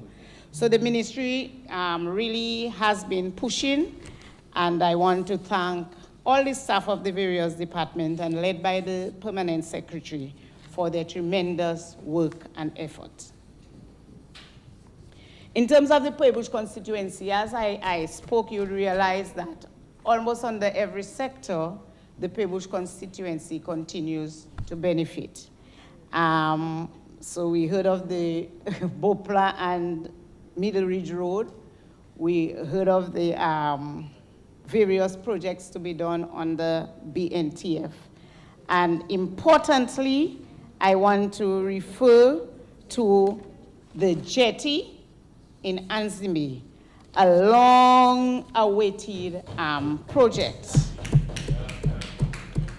And it is coming your way. It is going to be realized. The Anzimbi port has been a traditional port of entry, a traditional fish landing site. If you speak of Anzimbi without the jetty, you have not spoken of Anzimbi. It is also a hub for economic activity, not only for Anzimbi, but for the neighboring communities. And very, very important, the value of this area, of this facility, showed itself post-Hurricane Maria, when Marigot was Roseau. So while you probably in the South could not enjoy your frozen meat and stuff like that, with the Kira, that's true, we never miss frozen meat because our people would go to Marigot and Roseau. So it shows that if we are building resilience, Anzimbi Jetty has to be in it. Okay. It is also, yes. No, it was there's a port in Anzime, you know. Legal port of entry. And one which is traditionally lends itself to cultural exchanges. Because any event we have, like we had the Legal St. Peter, we can not plan for long, and you still had people from Marigot there. So, and we remember the late Honorable Rosie Douglas would often bring people through the Anzime port for cultural exchanges, legally through the Anzime port. No, legally for cultural exchanges. And so Anzime has been a traditional port, and I'm happy that the jetty is going to be done, and not only done, but done in a manner to improve the area. It facilitates trade between the French West Indies and our own local people. It is a fish landing site, and that is the area where we socialize. So it's going to be done in a way to improve the whole area, the whole ambience of the area. And when we think of that, we don't only think of cultural exchanges, but sports exchanges. I see a game of football between Marigot and Anzime in the near future. So we really welcome this initiative. Also, the Shodia pool, it will, I am sure the people of Benz and all the visitors going to Shodia will be happy to know that the contract has been signed for doing the Shodia pool. It was in last year's budget, and we are going to be doing it. And I mentioned other projects, but another very important project for the Pebush constituency, long awaited, is the Kalibishi Primary School. And we are happy to know that final site visits are going on, final preparatory works. I'm looking for site for dumping and all of that, so that the school will commence in the new school year, upcoming school year. And I already spoke to the Pebush water supply, which will be Kalibishi Pebush water supply at a tune of 1.8 million, but that's Pebush, Dodan, Born. So Honorable Douglas has increased, Dodan and Born. PM has increased, Thibault and Pebush. Also, a 4.5 investment will be made for the enhancement of Kalibishi water supply as well. And we have not left out in terms of housing. Already contracts have been signed for the Bois Park housing development, and the contractors are putting up their liquor storeroom and so, and we expect works to commence shortly, while for the Simon development and Kalibishi housing development, we are seeking to address the land acquisition issues to facilitate it. So we will have our own share of housing development in Bois Park, Simon, and Kalibishi. And so it's a lot that we are being offered for the Pebush constituency, and we are grateful for that. So I want to urge, to thank the people of my constituency, to wish them success, and to encourage them to take advantage of employment and the other opportunities that are coming your way through this project. We have Kalibishi, which is a thriving agricultural community, and have been doing well, and you will do better because much is provided for you, and I know you're going to take advantage of it. So I want to thank all of the leaders, community leaders, who continue to work with me and support me, and to inform you or remind you that I love you, the constituents of Pebush, Kalibishi, Anzime, Benz, and Solda, and I'm really grateful for your continued support, but we have a lot of work to do together if you listen to all the listing in this year's budget. I thank you.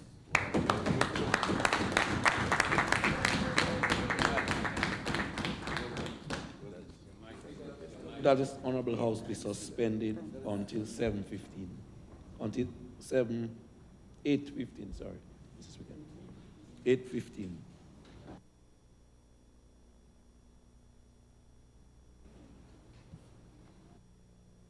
It has been moved and seconded that the House be suspended until 8:50. 8:15. 8:15. Those in favor? Those against? The ayes have it. House stands suspended until 8:15.